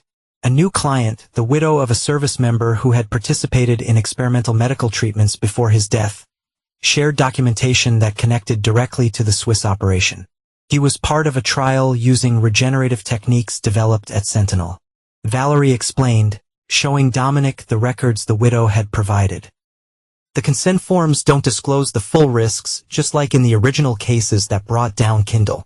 This concrete evidence of continuing dangerous practices shifted their approach from defensive to active.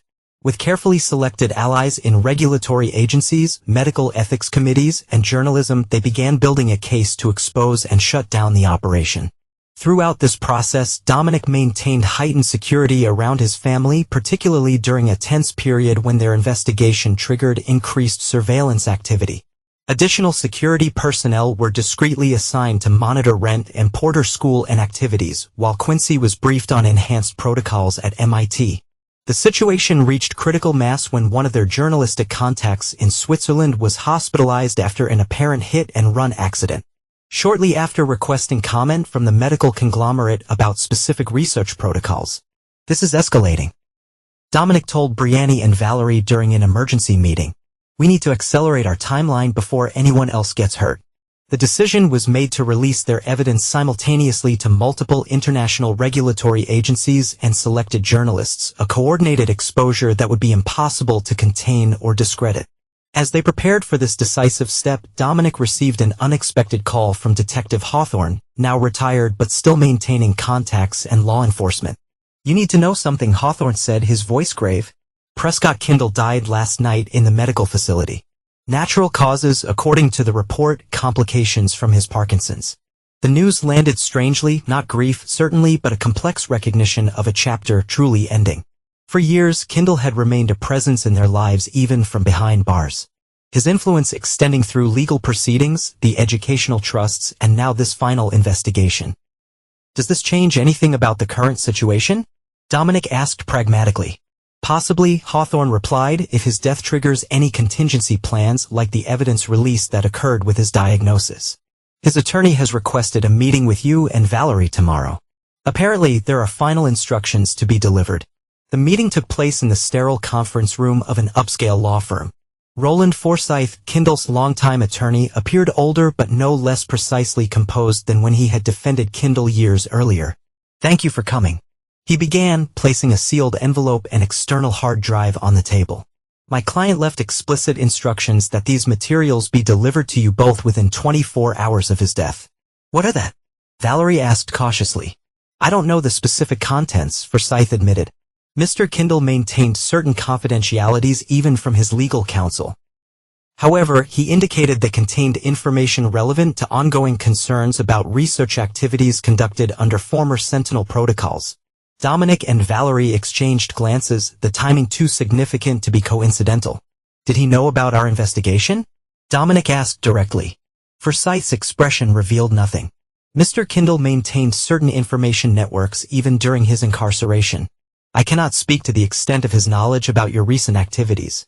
After signing the necessary documentation confirming receipt, Dominic and Valerie left with the materials, immediately taking them to a secure location where Bryony and Quincy waited. The hard drive contained comprehensive documentation of the Swiss operation, far more detailed than what they had assembled themselves. Financial records, personnel files, research protocols, and most significantly, a complete communication archive revealing the extent of the conspiracy to continue Sentinel's most profitable but dangerous research lines. He was monitoring them the entire time, Bryony realized scanning through the files. Even from prison, he was keeping tabs on his former colleagues. But why give us this now? Valerie questioned. Why not during his lifetime? The answer lay in the sealed letter, addressed to both Dominic and Valerie in Kindle's elegant handwriting. By the time you read this, I will have finally relinquished the last illusions of control that defined my existence. The enclosed materials represent my final contribution to rectifying wrongs I either committed or permitted through willful blindness. The Swiss operation was never authorized to continue the specific protocols that led to patient deaths under Sentinel's management. Former associates exploited my absence to resurrect research I had personally discontinued after recognizing the ethical compromises involved. Their continued surveillance of your family stems from fear that Lau Patterson's complete findings might eventually surface through you. They are right to fear this. The final piece of Lyle's evidence, the connecting thread he discovered before his death, is contained in the encoded file marked Phoenix Protocol. The decryption key is the middle name of your youngest child, Porter. I have maintained awareness of these operations from prison, gathering evidence methodically with the intention of exposing them upon my death when no retaliation against me would be possible. The timing of this delivery is not coincidental. I became aware of your own investigation and accelerated my timeline accordingly. This represents neither redemption nor absolution, merely the fulfillment of an obligation long overdue. Use this information as you see fit, with the understanding that those involved will stop at nothing to prevent exposure. Prescott Kindle. The encoded file, when decrypted using James Porter's middle name, a detail Kindle would have known from the children's documentation during their time with him, revealed the complete architecture of the criminal enterprise that had begun under Sentinel's legitimate operations. Lyle had mapped not just the medical and proprieties, but the financial network supporting them. Billions and profits from treatments rushed to market without adequate safety verification. This is everything we needed, Quincy said, reviewing the technical details with growing excitement. Enough to shut down the entire operation permanently and prosecute everyone involved, Brian added, including those who arranged Lyle's death. The comprehensive nature of the evidence transformed their approach. Rather than the careful, incremental exposure they had planned, they now had the means for decisive, overwhelming action. Within hours, they had transmitted the complete files to their contacts and regulatory agencies, law enforcement, and journalism. The response was immediate and dramatic. International arrest warrants were issued for key figures in the Swiss operation. Financial accounts were frozen. Research facilities were raided simultaneously across 3 countries. For the Merritt family, the most significant outcome was the arrest of 2 former Signal executives directly implicated in ordering Lyle's murder. Men who had escaped justice in the original investigation due to insufficient evidence. The proof Kindle had meticulously compiled left no room for legal maneuvering. As the operation unraveled publicly, security monitoring confirmed what they had hoped. The surveillance on the Merritt family ceased completely. With their principals facing prosecution and their financial resources frozen, the network had no capacity to maintain its monitoring activities. 3 weeks after Kindle's death, as the legal proceedings against his former associates dominated business news, Dominic and Valerie gathered their children for a family meeting. Quincy returned from MIT while Ren and Porter were finally given the complete picture of the situation that had necessitated the recent security measures. So it's really over? Ren asked, processing the complex narrative. No more looking over our shoulders. As over as anything like this can be, Dominic confirmed. The people who posed a threat are being held accountable. The operations they ran are dismantled. Because of Uncle Lyle, Porter noted thoughtfully, his evidence finally did what he intended. And because of Kindle, in the end, Quincy added, the irony not lost on any of them. His final act was exposing the very people he once protected.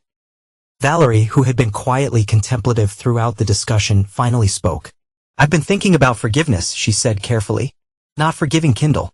I don't believe that's necessary or even appropriate given everything that happened. But forgiving ourselves for the mistakes, the misunderstandings, the years lost." Her words resonated deeply, particularly for Dominic. Despite the family's remarkable reconstruction, he had carried a persistent weight of self-recrimination for not recognizing Valerie's vulnerability to manipulation, for not finding his children sooner.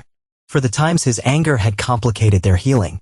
"We did the best we could with the information we had at each point," he acknowledged. Even when that wasn't enough. As the conversation continued, each family member sharing their perspective on the journey that had shaped them, a subtle but significant shift occurred. The past, which had for so long defined their present through caution and unresolved questions, began to recede into its proper place, informing but no longer constraining their future. Later that evening, as Dominic and Valerie walked together in the garden behind his home, she paused beside a flowering tree that children had planted years earlier to mark the anniversary of their reunion. "Do you remember what Porter said when we planted this?" she asked. "That growing things need both sunshine and rain." Dominic nodded, recalling his youngest son's innate wisdom. "Nature's balance. I think we've had our share of storms," Valerie said quietly. "Maybe it's finally time for some sustained sunshine." The metaphor captured perfectly what Dominic had been feeling, a sense of emerging from a long shadow into something clearer and warmer. Not perfect, not unmarked by what had come before, but fundamentally sound and capable of growth. "I think you're right," he agreed simply. As they continued their walk, discussing practical matters about the children's upcoming activities, Dominic recognized that the most profound victory over the past wasn't in legal resolutions or exposed conspiracies. But in this moment of ordinary conversation, two parents focused on their children's futures rather than the threats that had once consumed them. The ghosts that had haunted them for so long hadn't been vanquished through confrontation, but had simply lost their power to disrupt the life they had rebuilt with such determined care.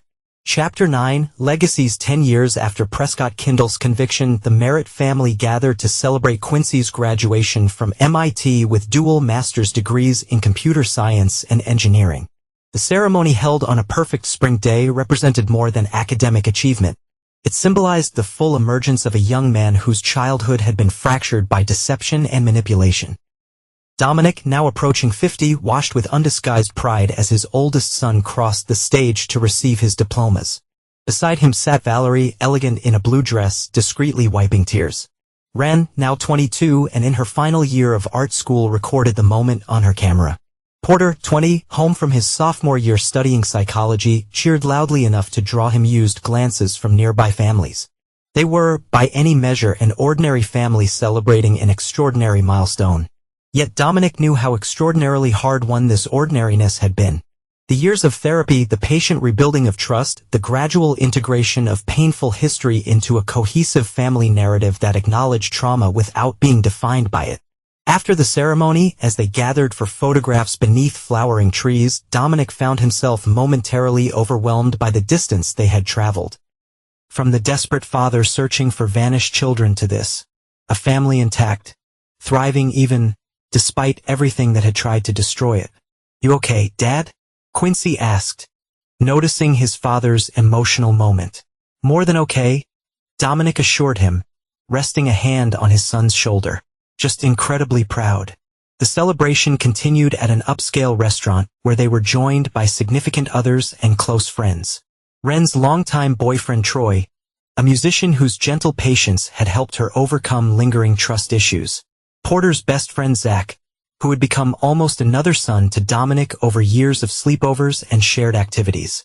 And perhaps most notably, Bernard, the education administrator Valerie had been dating seriously for nearly 3 years.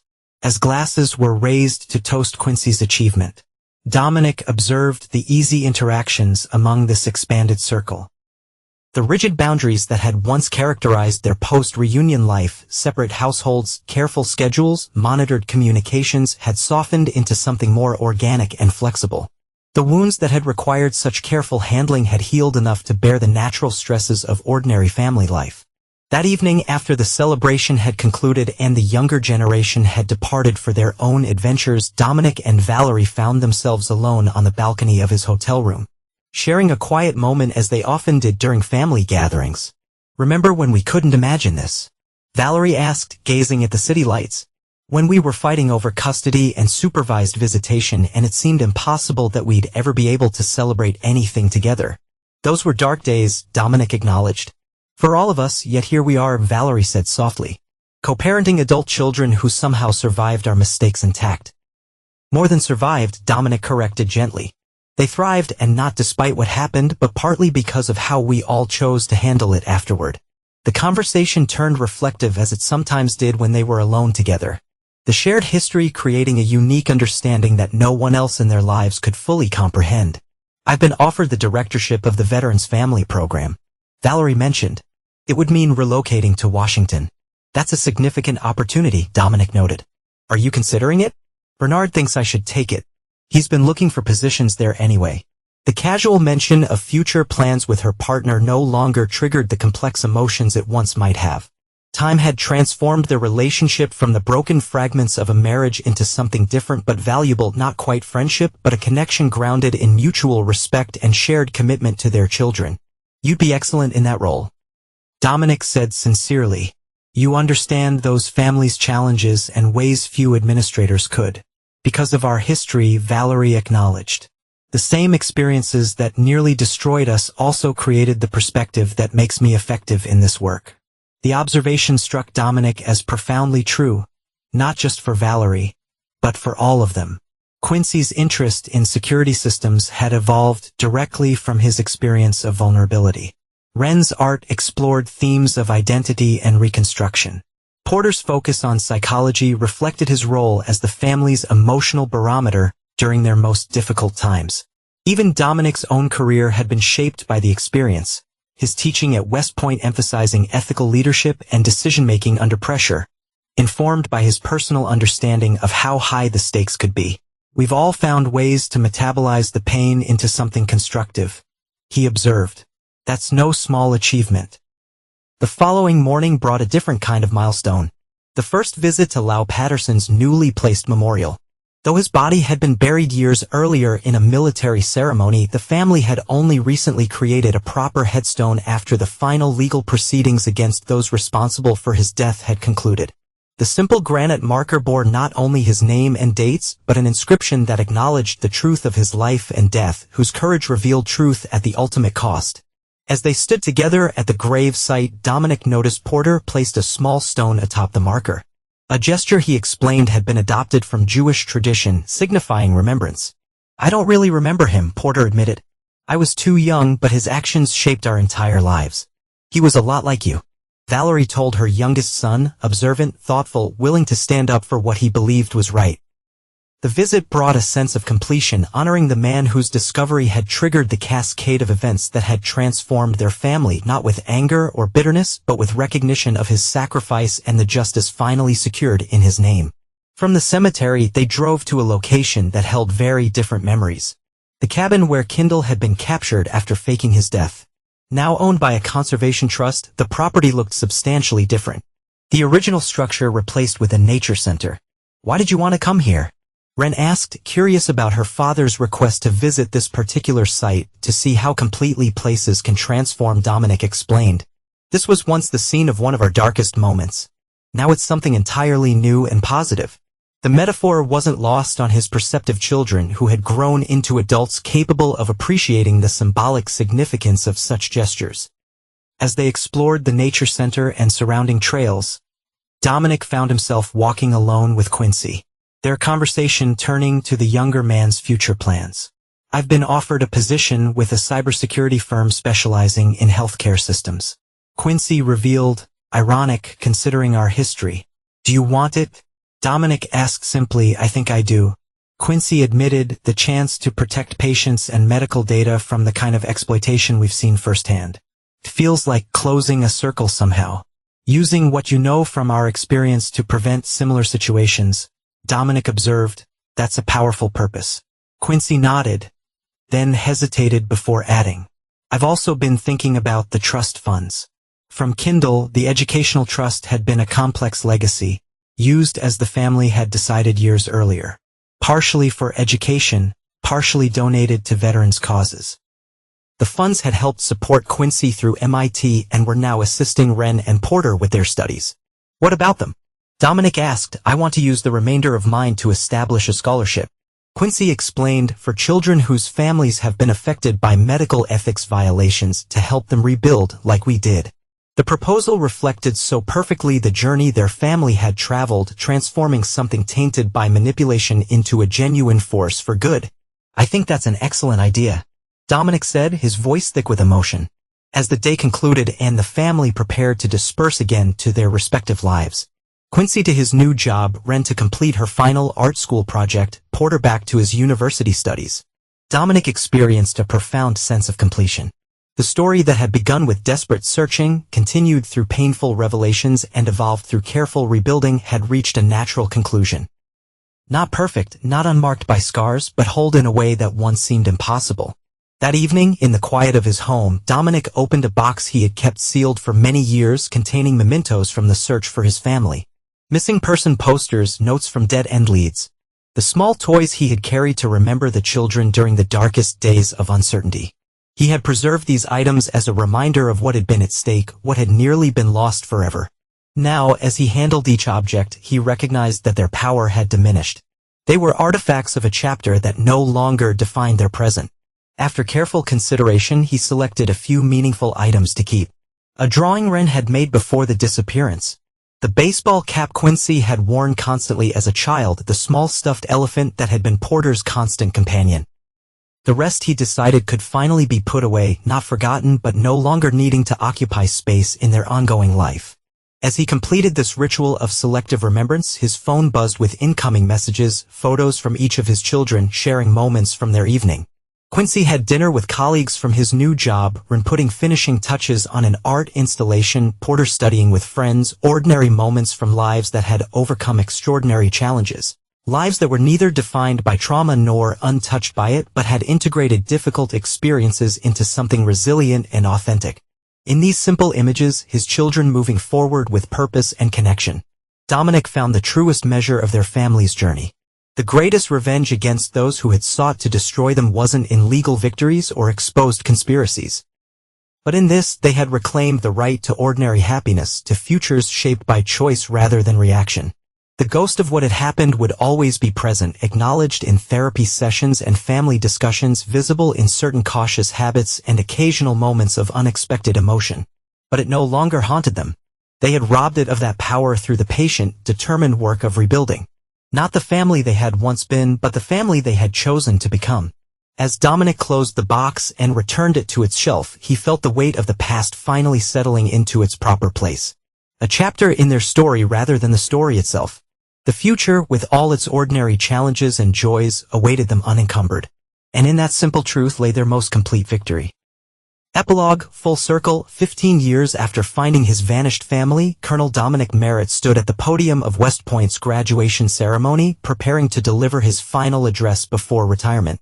At 55, with silver hair and lines of experience etched into his face, he commanded the attention of cadets and families with the quiet authority that had become his hallmark.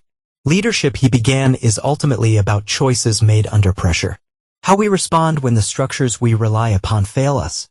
The actions we take when faced with betrayal, loss, or seemingly insurmountable obstacles. From his seat in the audience, Porter Merritt, now 25 and completing his doctoral program in psychology, listened with particular attention. Unlike his siblings who had pursued careers in technology and art, Porter had followed a path directly influenced by his family's experiences, specializing in trauma recovery and family systems. Beside him sat his mother, Valerie, whose work directing the National Veterans Family Support Program had recently earned congressional recognition. Her partner Bernard, now her husband of 5 years, held her hand as they listened to Dominic's address. The true measure of leadership isn't found in victories easily won, Dominic continued, but in how we navigate our darkest moments. How we choose integration over bitterness, understanding over vengeance, rebuilding over retreat. In the years since Kendall's death and the exposure of his former associates, the Merritt family had indeed chosen integration, not just of their painful history, but of the insights it had yielded. Quincy's cybersecurity firm specialized in protecting vulnerable populations from digital exploitation. Wren's acclaimed art installations explored themes of identity and reconstruction. Porter's research was revolutionizing approaches to family trauma recovery. Even Valerie's work with military families drew directly from their experience, creating systems to support those navigating deployment, separation, and reunion, with particular attention to children's needs during transitions. The leadership I've tried to exemplify, Dominic told the graduating cadets, acknowledges that our greatest challenges often come not from external enemies, but from the complex terrain of human relationships and ethical decisions. As he spoke, his eyes found his family in the audience. The people whose journey with him had informed every aspect of his teaching philosophy. The children who had grown into remarkable adults despite, or perhaps partly because of, the crucible they had endured together. Our personal stories inform our leadership, he concluded, not because we should lead from emotion, but because genuine understanding of human complexity makes us more effective in guiding others through their own challenges. The standing ovation that followed spoke to the impact of Dominic's tenure at the Academy. His commitment to ethical leadership and decision-making under pressure representing a legacy that would continue through the officers he had trained. After the ceremony, as the extended family gathered for photographs and congratulations, Dominic found himself surrounded by not just his children, but the lives they had built. Quincy, with his wife Maya and their 2-year-old daughter Elise, Ran with her partner Troy, and news of their recent engagement. Porter with his girlfriend Amara, a fellow psychologist who specialized in children's trauma recovery. Speech got a bit personal there, Dad, Quincy observed with a knowing smile. All the best ones do, Dominic replied. Besides, who better to teach about resilience than a family that's lived it? Later that evening, at the retirement dinner held in Dominic's honor, a surprise guest arrived, Detective Silas Hawthorne, now in his 70s, but still sharp-eyed and observant. The man who had believed Dominic's instincts about his missing family when others dismissed him as delusional had remained a periodic presence in their lives, a witness to their reconstruction. Full circle, Major, Hawthorne said, using Dominic's old rank with deliberate nostalgia as they embraced. From the desperate father in my office to the distinguished colonel retiring after shaping a generation of leaders. Couldn't have done it without you believing me when it mattered most, Dominic acknowledged.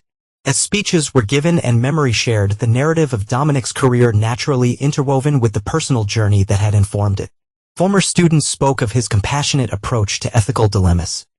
Colleagues praised his ability to transform personal experience into universal leadership principles.